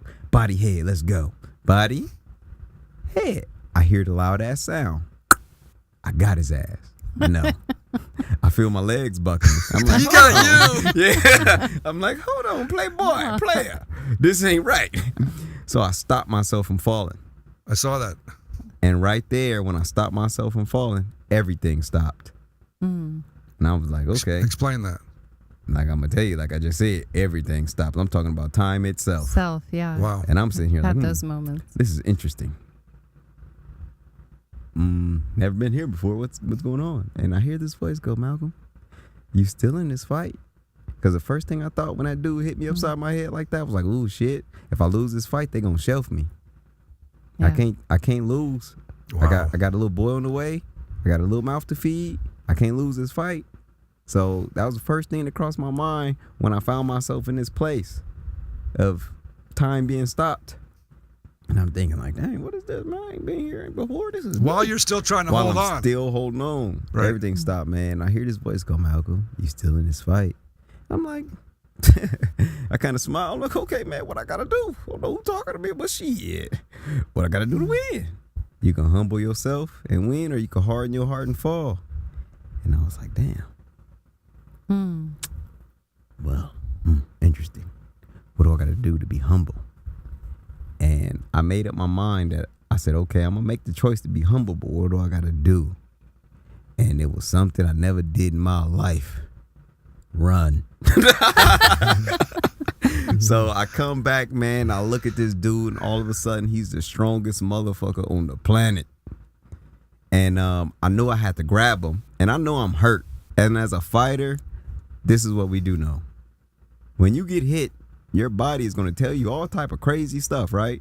But it's all about the mind. It's mental. I understand that this foundation I stand on is flat and it's not moving, okay? It's not spinning. There's north, there's west, there's east, there's south. I know the directions that I have to go to get away from this man and the angles to cut. Whether I'm dizzy or not, I know where to go. I just got to kind of figure out where to put my feet. Just so you know, we're falling around this universe at 500,000 miles an hour. The Earth is rotating at 3,600 miles an hour. So, Hey. so we're all moving. We talking about in the fight. We in this fight, brother. You know what I'm saying? Don't leave. Don't leave. We in the fight. Trust me. When you hear this bell, I'm about ready to pick up this bell because you're so damn inspiring. You just keep going. Thank you. So You're humbled.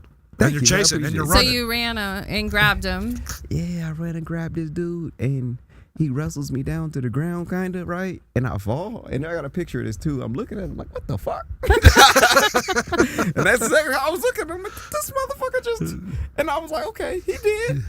And then I hear the referee counting, and I'm thinking like, okay, yeah, bruh, you was just in the twilight zone, and you back. Get it together. Honor your word and run. So I said, okay, I'm gonna run, but I'm only gonna run long enough till I can get it together so I can sock this dude in the face. So, I got it together. I understood I had 2 minutes to go. He actually hit me so hard on my right side, it fractured my orbital bone on my left side. Wow. Yeah. Dude. And where that punch came from, I'm not gonna lie, it had to be God himself. because something shook loose, huh? I've never been hit on one side of my body and had damage done on the other side. It was unreal to me because when he hit me, when I came back, and after the 8 count, we all know, okay, as fighters, you get up at 8. Once 8 comes, you pop up whether you ready or not. If you wait till 9, they're gonna call a fight. You get up at 8. That's for you fighters that's listening to this. Y'all know. I got up at 8. I said, I hope this dude don't ask me how many fingers he holding up. He asked me, what color shirt am I wearing? This is perfect, blue. Y'all both got the same shit on. Then he goes, I know, I heard him say that. yeah, come to me. I'm like, ooh, we just walk straight, Malcolm. So I walked straight to him. Taking a sobriety test. Yeah, man, it was a straight up sobriety test. I clearly had been drinking.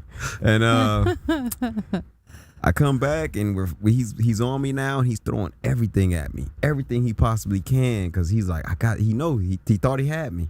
And I'm sitting here moving, I'm seeing him coming, I'm stumbling, I'm grabbing him, and I'm like, damn, I can feel this energy on him. And it was amazing. I beat this man's ass. Literally. For 5 rounds. For 5. Oh, look, I'm going to give him 5.5 rounds in 1 minute. So 5 rounds in an extra minute, I kicked his, he was spitting up blood in the corner. And He all wanted of a to quit. sudden, He almost didn't come out. He was ready to quit, and I could see it. And I was like, wow, man, this dude went through all that. He landed that one punch, and it gave him all this energy. All of a sudden, he has the will to win now. So I said, that's life. I couldn't do nothing but after that fight but raise that man's hand, because after the beating I put on him, because I know what these knuckles do. You know, I'll be hitting trees at the park sometimes. I think about fighting all day. So, you know, when I balled it up and put it on somebody, I'm like, yeah, man, I'm going to try to break a bone here, maybe pop an organ. You know what I'm saying? That's what I'm trying to do. But I had to recognize this man took all that punishment for $3,000. Wow. And just for the simple fact that he almost won, it gave him so much joy and happiness. Whoop.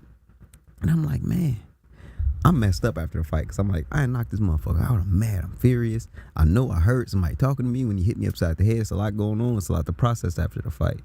But what was brought to me after that fight was this inner peace of, okay, I don't have to worry about knocking motherfuckers out right now. I mean, shit.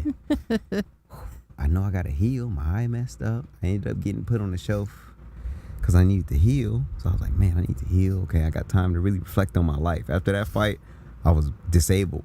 I had the frostbite.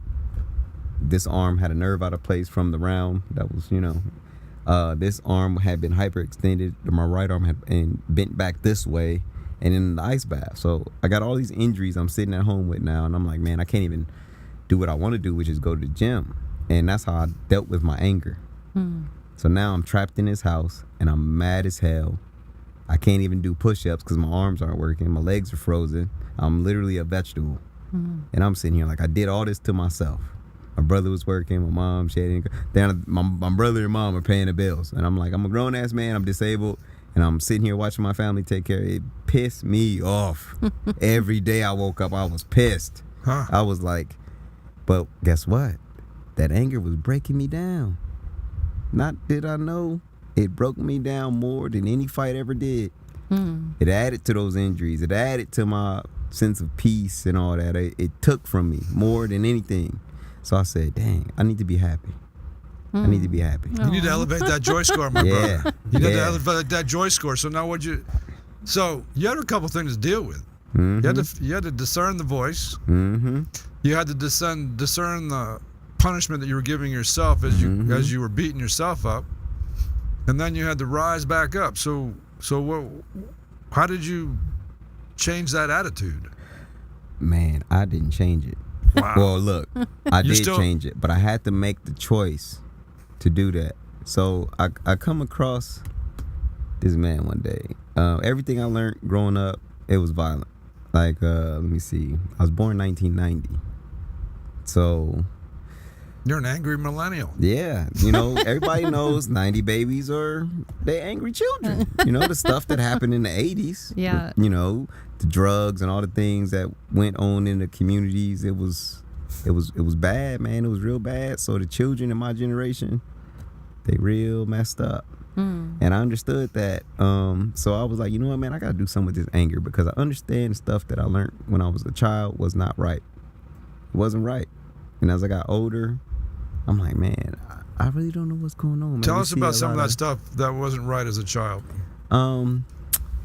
General drugs. We got, man, I seen a lot of drug abuse, crack, alcohol abuse, fighting, man. The fights in the house was like, it was like UFC times 10. Wow. You know what I'm saying? There was A lot slams, of displaced chairs, anger. knives, all the above. It was real fighting. How old were you when this was happening? Fresh out I could have been like 2, 3, fresh out. You know what I'm saying? I'm fresh. Wow. And these are the first things I'm seeing. So But you're surviving in all that, Yeah, though. man. You're figuring out the rules of the game at that point. early. So early. So I was like, wow. First thing I learned as a child, the first thing in the fight, you got to be aware of your surroundings. I would see adults getting into fights. One guy trips over another thing. Next thing you know, you got a guy jumping off of something, giving him the people's elbow. It was wild. So I was like, dang, you got to really be aware of what's going on around you. You know? And then you see all these demeanors people carry. They have different facial expressions, different attitudes. You got to watch that too. So your survival instincts, they really, really kick in from a young age. You don't have to be taught. You don't have to be taught that. You don't have to be taught your right from your left at that moment. When you really, really want to survive, you're going to learn immediately. You're going to adapt. Yeah.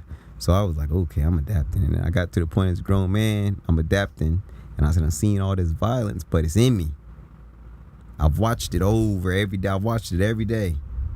You know? So I'm like, man, this feels right, but I know it's wrong. And one day I had this dude, he come up to me, and I'm at the boxing gym, and he comes up, he's all stressed out. And at this time, I'm not gonna lie, I've been living a little violent. You know what I'm saying? I get in a little slugfest here and there in the neighborhood. And he goes, man, God told me I'm supposed to help you. And I'm like, man, let's see what God do, motherfucker. And hold on. I was like, why did I say that? Because all hell broke loose for a straight, like, year, then notorious, all this type of stuff, right? But I go back to him after this fight with all these injuries and soaking in this anger. I go to this man's house, and there's another man there. And Injuries as a kid? no, I'm an adult now. This is after, I'm going How many back. years later now? Man comes to you, says that, and then what I'm happens? in my early 20s. I meet another man at his house, because this guy did like physical, like stretching and other stuff. Right. So when he came to me, he thought that's how he was supposed to help me with the stretching, and it worked great. It brought man, it worked so good. But it was actually, I meet another guy, and this guy, we go to his house, and he told me we were going to work out. So I'm like, cool, man, let's work out. You know what I'm saying? I ain't no condition to work out. I got frostbite, my arms are messed up. I walk in the room, I see some other fighters. I'm like, cool, man, we about to get it in. And I sit down, and I look, and I see this guy sitting down, and he got his whiteboard up, and I don't see no 1s and 2s and punches and stuff. I'm like, man, what's this? You said we were going. And then I see some writings, and it's like, I asked him, is that Hebrew? And he goes, yeah. And I'm like, oh, these motherfuckers done got me. He's writing Hebrew on the board, huh? Yeah, I'm like, man, I came to work out. And this dude gonna Give you scripture. yeah. And I'm sitting here like, man, how am I gonna get up out of this? And I look around, and I'm like, Malcolm, your legs are frozen, your arms don't work, just sit down. So I'm like, you know what, man? So I sat down, I looked at him, and I started listening. And one of the first things he wrote on the board was shalom. And I was like, all right, what that mean? And he said, peace, be whole, be complete. Align yourself with the Most High. You don't want nothing. Peace. Align yourself with the Most High. And I was like, I'm sorry. We got to do this. yeah. Shalom, motherfucker. Align yourself with the Most High. Peace. Yeah. Align man. yourself with the Most High. Peace. That's Yeah. beautiful. Keep going. So, I'm looking at it, and I'm like, okay. Let me see it in the Hebrew then. What was the whole point of the Hebrew if you're going to write this word? And he goes, okay, this is what I'm going to tell you. He said, the language, the language we speak, it has a culture, right? We got the English language, we got the hip hop. English has so many different cultures in it. You have so many different music and cultures, right? And a lot in my community was rap and hip hop, right? and that shit was violent. That shit was At extremely that time, violent. it was violent. Yeah. 80s to late night. Yeah. That music was pure violent. You know, so now it's still, you know, going on. I'm like, dang. Tupac started taking another direction. Yeah, That's he when did. started He shaking. absolutely Right. did. And I forgot to put this on. Keep talking.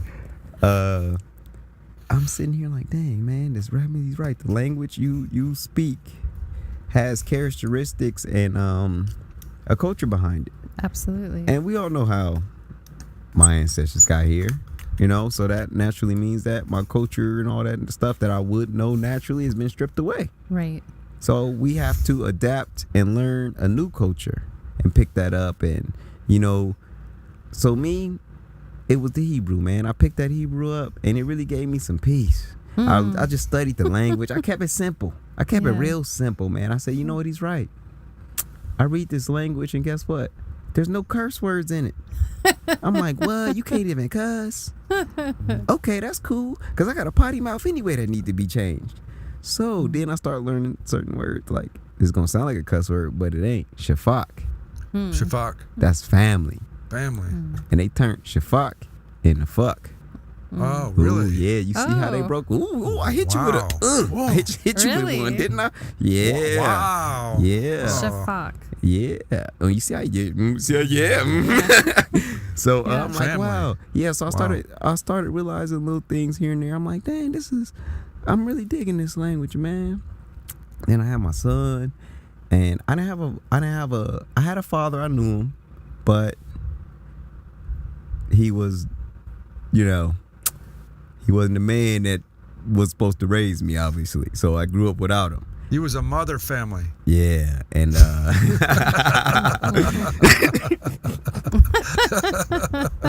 A mother Shavak. yeah. So you know, when I had a son, I said, I understood something. Then I didn't know what the hell I was doing. I didn't know how to be a man. I got this little boy, and I got to teach him how to be a man. I didn't know what the hell I was doing, because all I knew how to do was fight. I didn't know how to talk to people. My people skills were shitty. I didn't give a damn about writing. I didn't give a damn about nothing else besides fighting. I said, I got this little boy, and I can't have him walking in the same shoes that I walked in. Because If you guys go to JoyScore, you'll see a picture of him and his son. Yeah. Yeah, in that album, he's got a great beautiful. picture of It's a him. beautiful picture, by the way. It is a beautiful picture. But listen, there's so much in that beautiful story and what you just shared. So- there's so much about what we're trying to do here in your story. I mean, could the man have hit it on the head anymore? Right. Relative to how he took his negativity, found himself literally crawling off of the floor, hearing the voice of, I guess we know who that was, encouraging you to stay on your feet. And how beautiful is that? Yeah. I mean, when that voice comes through and then we know it's not that rational yapping voice that Yeah. continually gets in the way of everything, that rational mind, that Absolutely. relative mind that has a tendency to rob us of our life experience, but he's getting the real voice Yeah. in a direct feed in the moment that he needs it the most. Those are profound moments to have. Yes, I mean, yes. and his ability to recognize it, you could have shut it down. You could have quit. I could have, but you know what? I had this real messed up feeling that if I quit, things weren't going to work out so well. So I was like, you know what, man, let me go ahead and not quit, because the feeling I get when I thought about quitting, I didn't like it at all, not even a little bit. No, so I was like, you know what, man, no. I ain't going to think about that. I'm going to think about... Well, you didn't have to. You had the man talking directly to you. You had a direct feed to the, regardless of what happened after that fight. Hey, I had a You- cheat code to the Matrix. That's right. Yeah. Went right through that time warp and had a direct feed, but yet it was interesting. You had that direct feed. Yeah, man, see, you said But a there were- time warp? Yeah. That's real crazy. That's exactly what it felt like. I had that same experience. I did a 360 on the 405, almost hit during pouring rain, the embankment wall, and I was about to do the LA marathon, and everything became slow-mo. All the traffic was coming towards my car, and all I could think is like, wow, I trained really hard and I'm gonna get into a really bad accident. Yeah. And then the car completely spun all the way around and stopped before I hit the wall. All the cars stopped. You know, and so in those moments, it is surreal. It's like everything stops into slow motion, and then you're like, whoa, I was just given hall pass. Yeah, we don't- exactly. we don't necessarily correlate the fighter or a boxer with having those epiphanies within the context of the brutality that we're perceiving Yeah. as an audience member, even encouraging. We're not understanding that Well, one of the advantages that a fighter has is he's more like the samurai.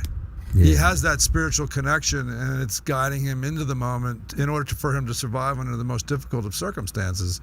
And then the alignment of another teacher coming in, sort of aligning himself with that voice that you had. You were definitely lining things up and starting to realize that there was another way to go about this that would be more enjoyable. Absolutely. That's so on a scale of 1 to 10, before you got the shot to the head, Mm-hmm. how are you experiencing life relative to a scale of forget 1 to 10, 1 to 100? How, after you got popped and after you found your teacher, how are you sitting here now? what's your level of joy? What's your relationship? state of being? What's your relationship relative to before you got Torres gave you that gift? Let me say y'all something. Do y'all see any shoes on my feet? Nope. I'm the happiest man on earth right now. I do whatever I want. That's Nice. So and how did so tell us so from that teacher to where you're sitting here in this chair, what's the primary lesson? How are you keeping your head above water? Not forget head above water. You're more than head above water. You are living.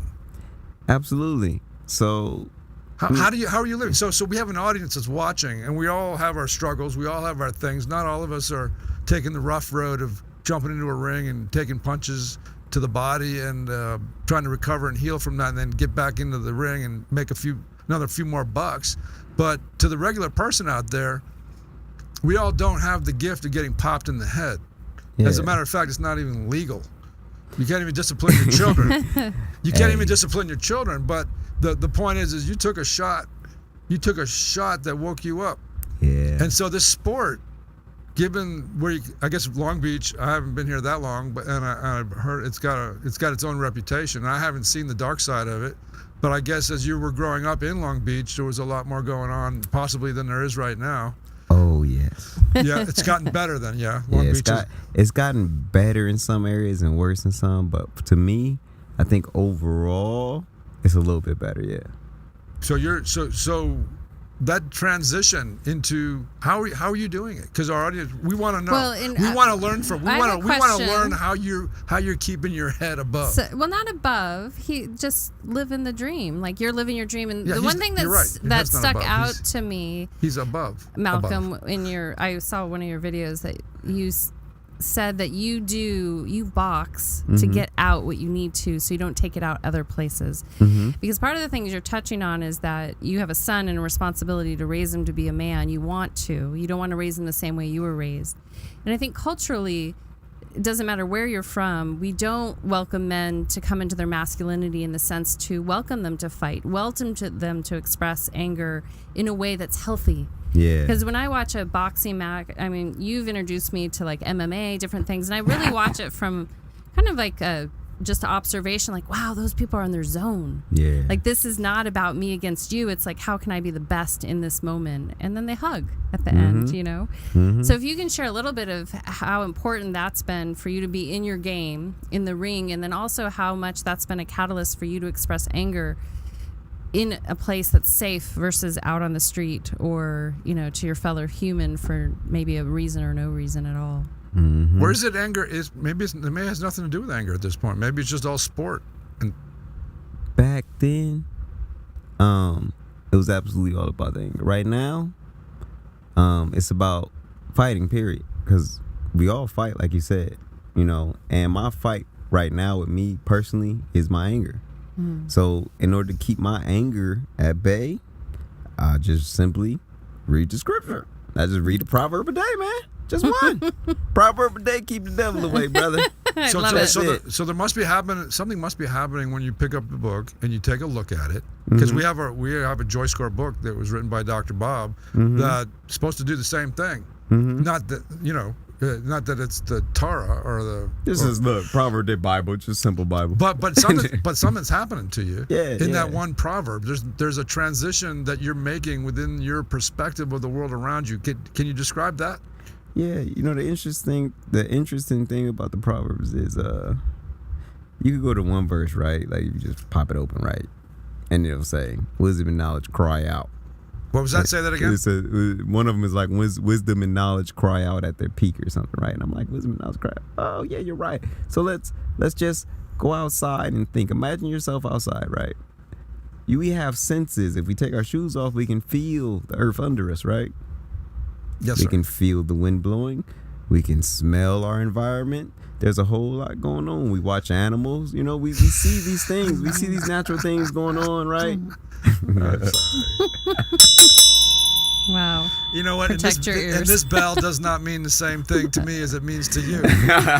You stay in that chair right Thank there. you for clarifying that, because I did get like, oh shit, is this mic on? Oh, no, okay. It's time for me to skip ropes. Time for me to throw a punch. Yeah, somebody need this. No, because you keep going. Yeah, man, and like for example, the elephants in Africa, their ears are shaped like the continent, right? So little things like that. Even like we look at how certain animals move on the ground, or grasshoppers and everything. Just go outside and watch them for a little bit, and then go back inside and sit like a frog, or do this and do that, and you'll see what type of stretches and all these type of things, where these things come from. Nature and man, they're like one and the same almost. We're supposed to be in harmony with what's going on around This us. guy is freaking. You're in the Tao. He's the next coming, man. Yeah. Yeah.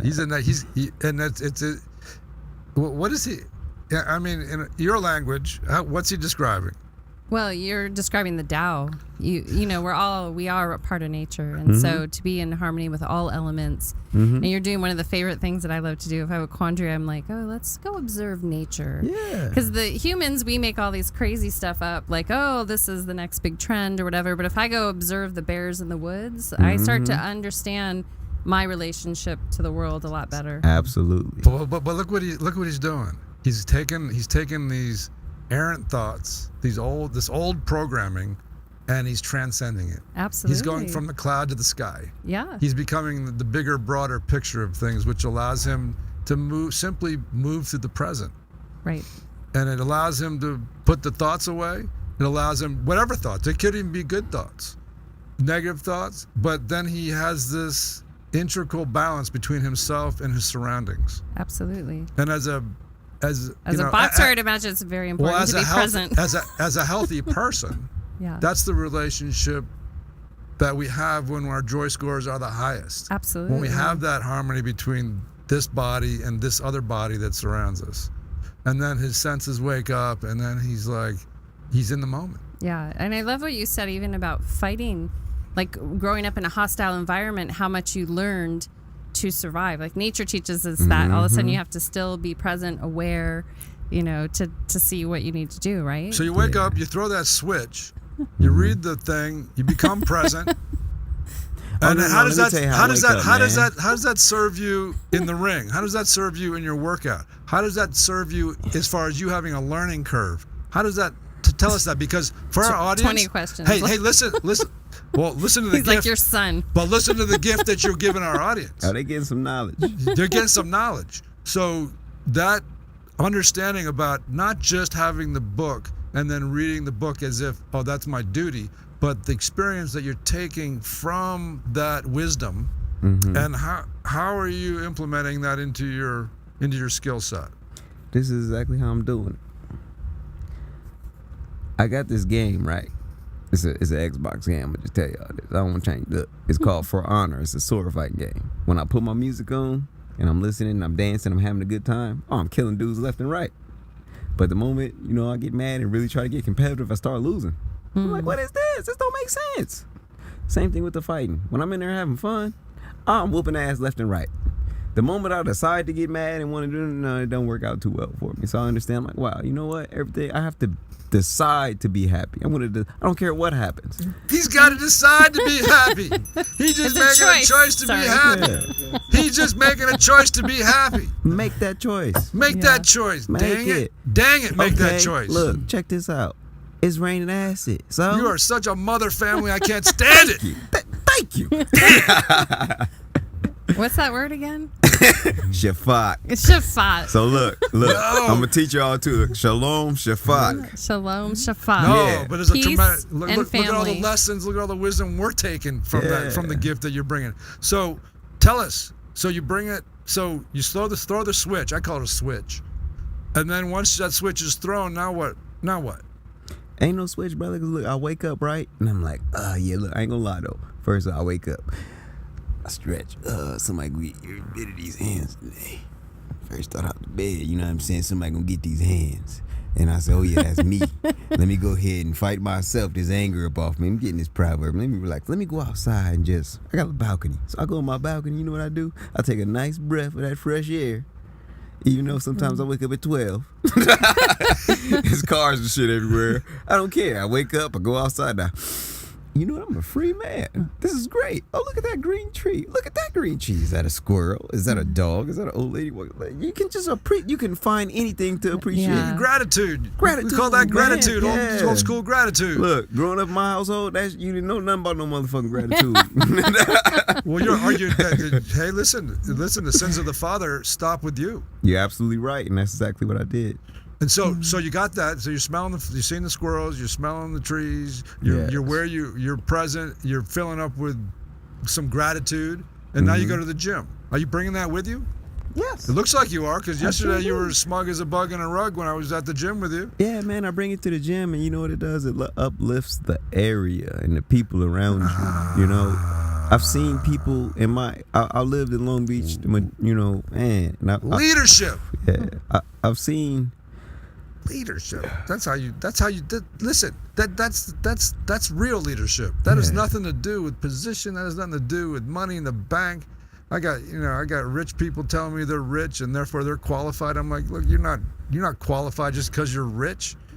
You know what I mean? Well, you got I to know be a able lot to of do wealthy what people you that got aren't to do. happy. You got to do what So. you would do what you do. Yeah. But the point I'm trying to say is that he's wealthy beyond words when he has the ability to enlighten himself, bring that enlightenment into a group of everybody, young kids, men, everything, and you radiate that internal light in your practice, and you lead us into the, not to be so like cliche, into the promised land. But that promised land is what? Right here, right now. Right here, right now, this is our opportunity to shine. Yeah, absolutely. My brother. So, question though, so can you share with the listener how to get out of the way of themselves? Because if we know, like I know myself, and you probably know, and all you guys know, I know. oh, if I shift my attitude right now, if I become grateful right now, it'll be beneficial to me and others. Can you share with the listeners, because it sounds like every day you kind of meet a little demon. Oh, of course. We all so, do every day. So if you can share with the listeners how they might get out of their way. This is how we about to get out of it right now. Look, everybody, if y'all listening, just do this. Look. Close your eyes. Go ahead and close them, man, and just take a deep breath. Everybody close your eyes, take a deep breath. And look, I don't care. Pat yourself in the back and just rub your Speak into that arm. mic so we can hear you. Pat yourself in the back or rub your arm. Just say, man, tell yourself thank you for all the hard work you've been doing, and I love you. Go ahead and do that, man. It feels good. Your body reacts to it. It does. Are you It's giving yourself a hug? Is that what you're man, doing? That's what, Hey, everybody out there that's watching, give yourself a big hug. hug. Appreciate yourself. Thank yourself. Thank your body for waking up. Thank you for laying down. Thank you for not hurting it when you went this. We are living energy inside these temples. Absolutely. We only get one. Yep. Take care of it. Appreciate it. Take care of it. Cherish it. I know it's a lot going on in people's life and stuff, but I tell people all the time, enjoy the hurt, because it ain't gonna last forever. Just enjoy it. Yeah. Enjoy the challenge. Enjoy the challenge, man, because after this shit's done, you're gonna be able to kick your feet back and laugh at it. That's it. So much wisdom in that. There's a freaking novel and a book in that. There's a novel and a book in that. Wow. So beautiful. He just gave us the path. He showed us how each one of us can find our own encouraging. But here's the nuance. Here's what makes you a professional. The difference between an amateur and a professional. The amateur goes into it with anger, tries hard, gets knocked out. Professional goes in harmony with himself, with his competitor, within the ring, within his audience. He has a certain level of harmony, so he can have the vision to predict where to go to gain advantage. Yes. And not because it's mean, but because that's the game. Exactly. And it's a game to a professional athlete. Exactly. It's a game, and it can never be anything other than that. Otherwise, what? We lose. We lose. And so that's the difference between an amateur. So that little switch that you're talking about, that we're throwing around and making a little fun of, but it's not just the enlightenment of the rider.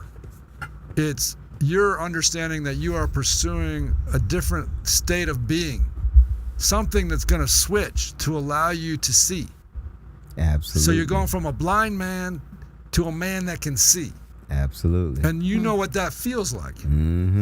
So, can you nuance that? What is that? What is that feel like? So for our listeners and anybody out there, me included, who can appreciate this, because I know that in order for me to do what I do in my job, I have to switch. I have to throw the switch, otherwise I'm not effective. I can't see what my clients need.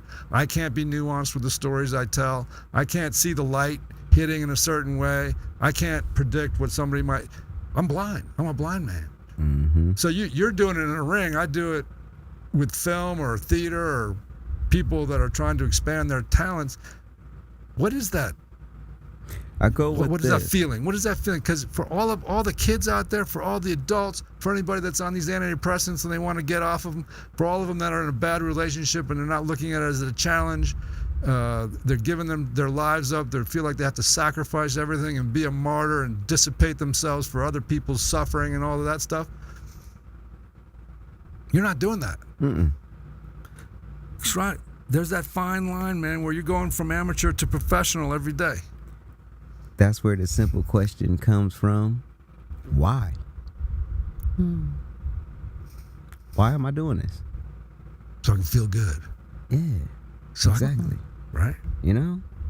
What makes me feel good? I had to understand, I had to ask myself. After I told myself I loved myself, now I got to get to know myself. Oh! Yeah. Got to spend some time with yourself, brother. Ring your bell, Suzanne. I keep ringing my bell. I keep ringing my bell. Yeah.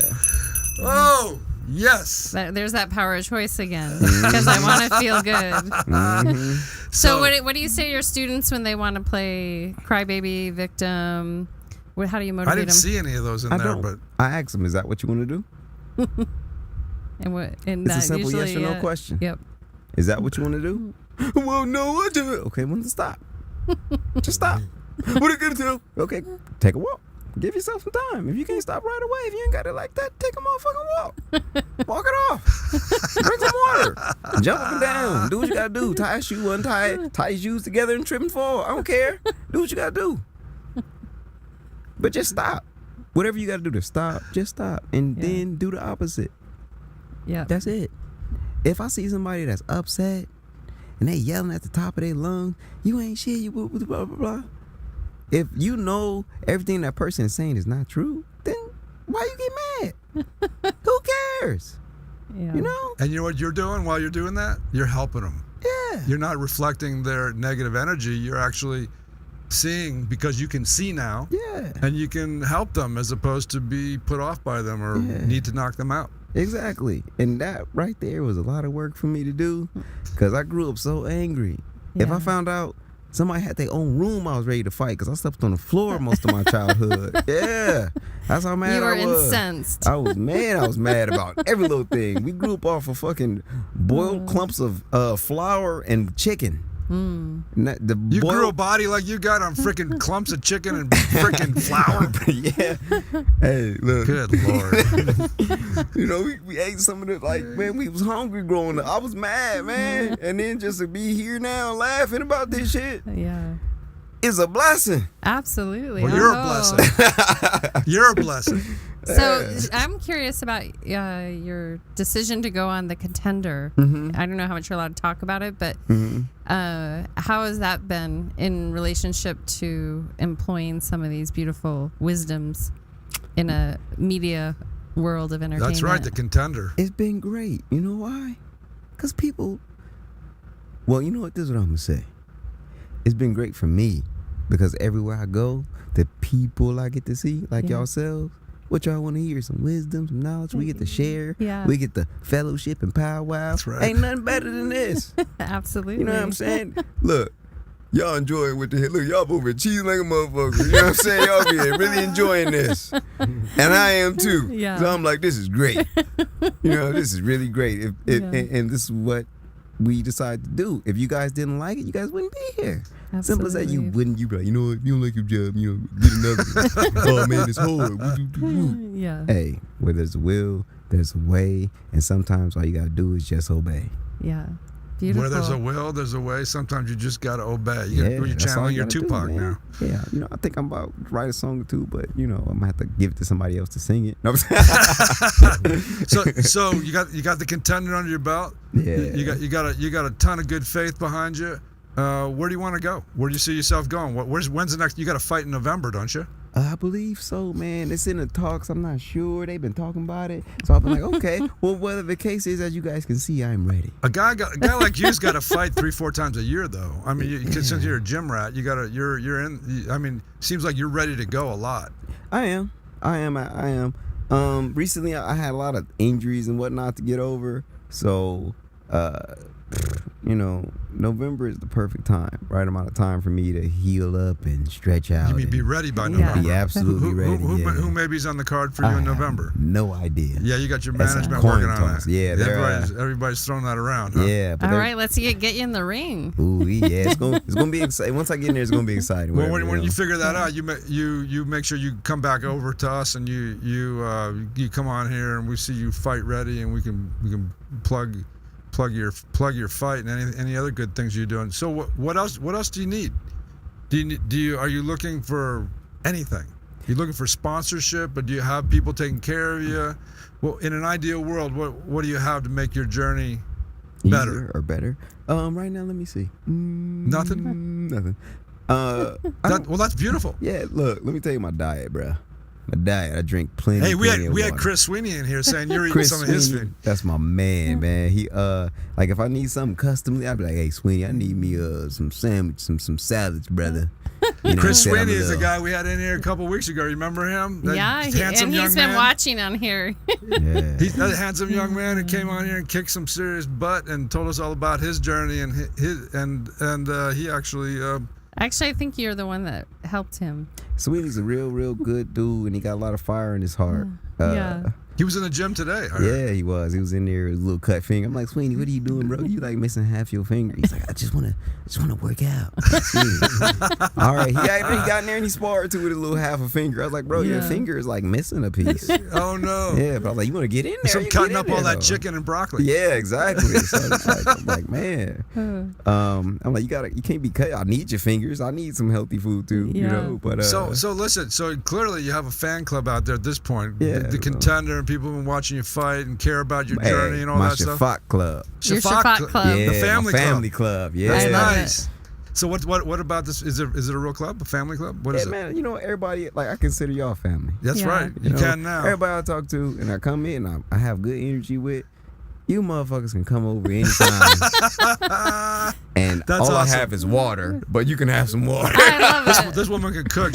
She bring some I'll food bring the with food. her. Oh yeah. Yeah, Well, that's look, there right. we go. Some salmon. You like salmon? I love salmon, man. You cook it There we go. 47 different ways. That's wonderful. That's wonderful. But what is it like? If people want to follow you or find you, how do we follow you and find you and support you and know when your next events are coming up? If we don't watch a lot of TV. If we don't even know what the contenders on FS1 Epics. Epics. So the contenders on Epics are these episodes, have they already aired or are they coming up? I think they're like on episode 6 now. On episode 6, so are you still on? Have you made it that far? Hey, I know I didn't make it that far. I got knocked out the first round. Oh. Shit, I had like I said, I had a lot of injuries and stuff. Oh no. And I didn't know how bad it was until I got up in there and started fighting. And I'm like, damn. I had to switch. I had to do a lot of stuff to keep fighting. And if I didn't find this shalom, this was gonna be my last year. But thankfully, since I got it, I can keep. Look, Beautiful. It's a Proverbs 17 something to tell you how anger breaks you down physically, and it does. That I can speak about right now. That anger will break you down physically. Well, Thomas will always say it lowers your IQ. It does. It makes you a dumbass. Well, why does that? Because we go being a blind person in a ring. How are we going to survive being a blind person in a ring? We can't see.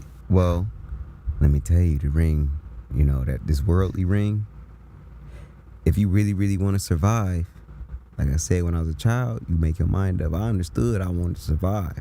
So them survival instincts kicked in immediately. If you want to see, you will see. Right. Just like that. But some of us didn't have anyone to tell us. I've been blessed I had to get banged upside my head, but hey, I'd do it every day. If that was the way I had to learn, absolutely. I'd do it over and over and over again. Well, see this hat I got on, right? Yeah. What's this? This is Jackrabbit. That's that JRB. Boxing. Yeah, JRB. that Jackrabbit boxing. This is where this man works out. This is where I'm going to go start and working out. And you teach too. some classes there, right? No, well, I do. JRB. JRB's like my home, man. When I'm That's there, his home. See that? I'm laid up. We sparring, we training. You know what I'm saying? That's why I got it on. Yeah. I teach a class at Long Beach United. What's the name of the owner of the gym over there? Jackrabbit, Ivan Seal. Ivan Seal, and he's got some great clothes over there for sale. Man, he does. That's why I got this hat. He's got some great boxing stuff, great compression boxing short, gear, compression gear. He sells all that stuff. So does he have he's got the, what is it? Just Jackrabbit? Jackrabbit boxing. Just jackrabbitboxing.com? And fitness. Jackrabbit Boxing and Fitness. And you work out or teach at Long Beach United Boxing? Yeah. Isn't this like a really roundabout conversation with 20 people talking at once? It's all good, you know what I'm saying? No, I'm trying to plug the thing. I'm trying to plug it. Jackrabbitboxing.com is where you can get this stuff, and this is where you can find this guy. It's at 1780 Martin Luther King Boulevard. You can enter it on Reese up here in Long Beach. And the links below. It's a beautiful, beautiful gym. I mean, I used to work out at Wildcard Gym up in Hollywood. It's just a great place to work out because of all the people in there, but it was a little dirty. This place is clean. You can eat off the floor in this place. It's people in there working out. I mean, there's some really skilled individuals in there. It's a great place to go and just check out. And even if you want to just get around the boxing game, figure it out. I like working out. He's got some treadmills over there. He's got all sorts of things. He's got plenty of room to jump rope. He's got some great bags. They're in great condition. What's his name again? Ivan. Ivan, yeah. Ivan's got it going on. He did a beautiful look. When Ivan first took that, I've outlasted gyms there. And when he took it over. What does that mean? There's always been a gym Change there? of ownership. There's always been a gym. Really? There. I've been there since I was 10 years old. Oh, no kidding. That's great. It stayed there. It did shut down for a minute and it opened up as something else, but it became Long Beach Boxing and Fitness. It opened up like that. Then Ivan ended up, a couple of years after that, Ivan ended up turning into Jackrabbit, and since then, man, he's done a really, really excellent job with that place. It's only getting better. We want to have him in here and talk to him about running that business because he's helping the neighborhood most definitely keep that thing, keeping it vital, keeping it a place for young men to go, young men and women, or anybody that wants to go there. Most definitely. And get some mentorship, get some leadership. If they get to watch a guy like you and be around a guy like you doing your craft and be inspired by. I was inspired by watching it. I mean, it's a great environment to be in. Thank you. Regardless, people think that it's so violent. No, it's a tremendous amount of respect and honor in it. Well, I think it's real. Like I've been an athlete all my life, and I prefer working out in a boxing gym. Actually, one thing about fighting each other is that the last thing you realize you want to get into is what? A fight.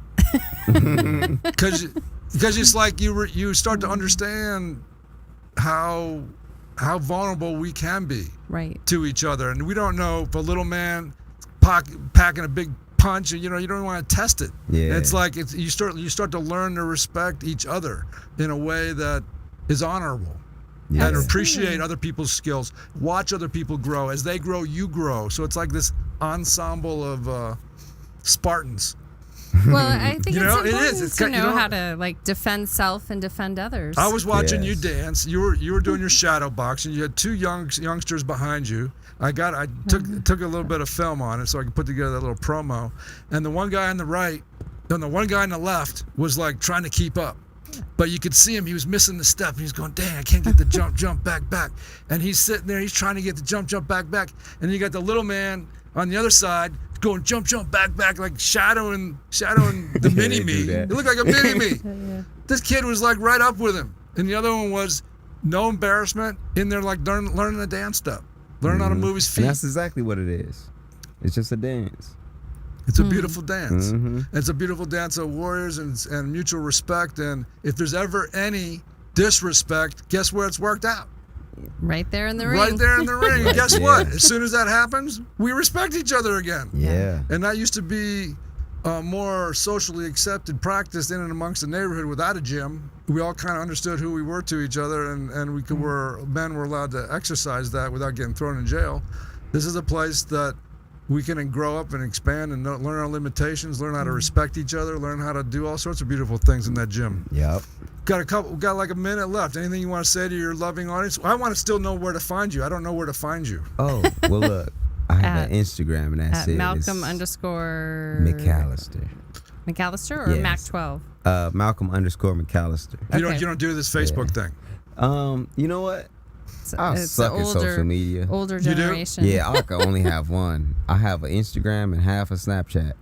Yeah. Well, we got to That's work on that because Yeah. you need a media outlet. I got a guy. There's a guy, an old friend of mine, an Oscar-nominated producer, and he represents all sorts of people and knows how to market them. And do you have somebody like Yeah. that?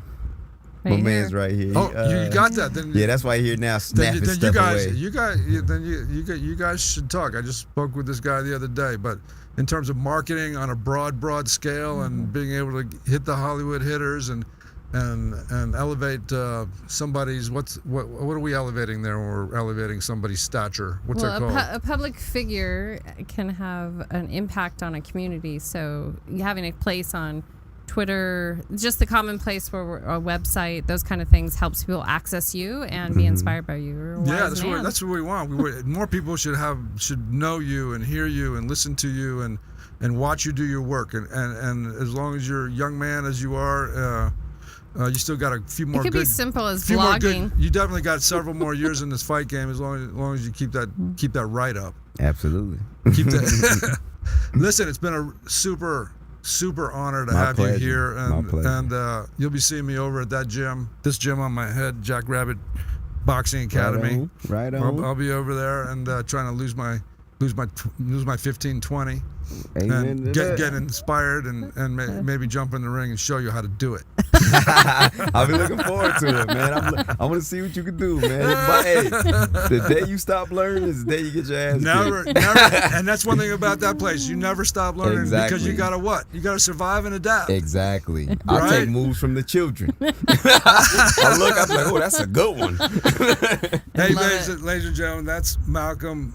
McAllister. No, Malcolm the Punisher. Oh. Can you believe the Punisher? You can't even put that on this guy. Malcolm the Enlightened teacher. one. Malcolm the enlightened one. Malcolm the enlightened He'll one. enlighten you. Send you in there with a white robe on. We'll work it out, man. We'll work it out. Well, listen, it's been a pleasure. Thank you so much for entertaining us and coming in and bringing all that wonderful wisdom. And we'll be seeing you soon. I hope. Thank you. And we're Yeah. going to run the end one, Thomas, Run it. and then come back to us. Yeah, come back to us.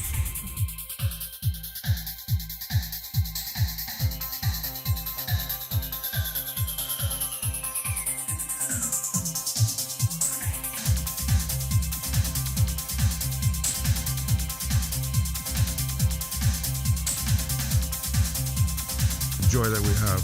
Wonderful. So we're gonna wrap this thing up. Wait across the hall and we'll get you settled up for your ride and everything. Are you sure? You are? Yeah. Okay.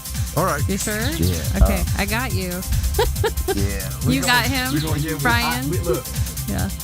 I look. We got so much other stuff. Yeah, I just a lot of stuff flew over my head. So I was like, oh shit. It's so great to meet you. Man, I'm see you. Thank you. It's so great to meet you. Get him Keep out up there. the great work. Get a picture before we go. Oh, yeah. Well, it's a little bit more complicated than that. I gotta have lunch with this guy up in LA, and I'll talk to him about this guy. And I have this to show him. Go ahead, take a picture. Oh, okay. Let's do it. Hey, if you can get this, you can get this. Bring this in. Break left, break right, quickly. We're getting our picture taken now.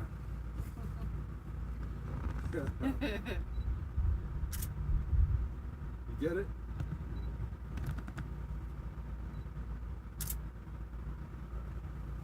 Thank you. Great work. You guys are freaking wonderful. You guys are wonderful. We're doing our best. We're doing what you're doing, except at your gym. Thank you. Let us know when you're ready to go, Y'all Thomas. too. Y'all keep Oh, we're it up. back on live, Thomas.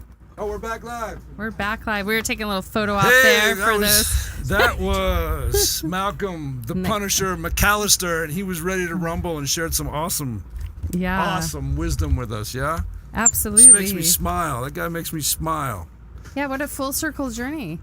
Oh, my goodness, From right? saving animals to punching each other.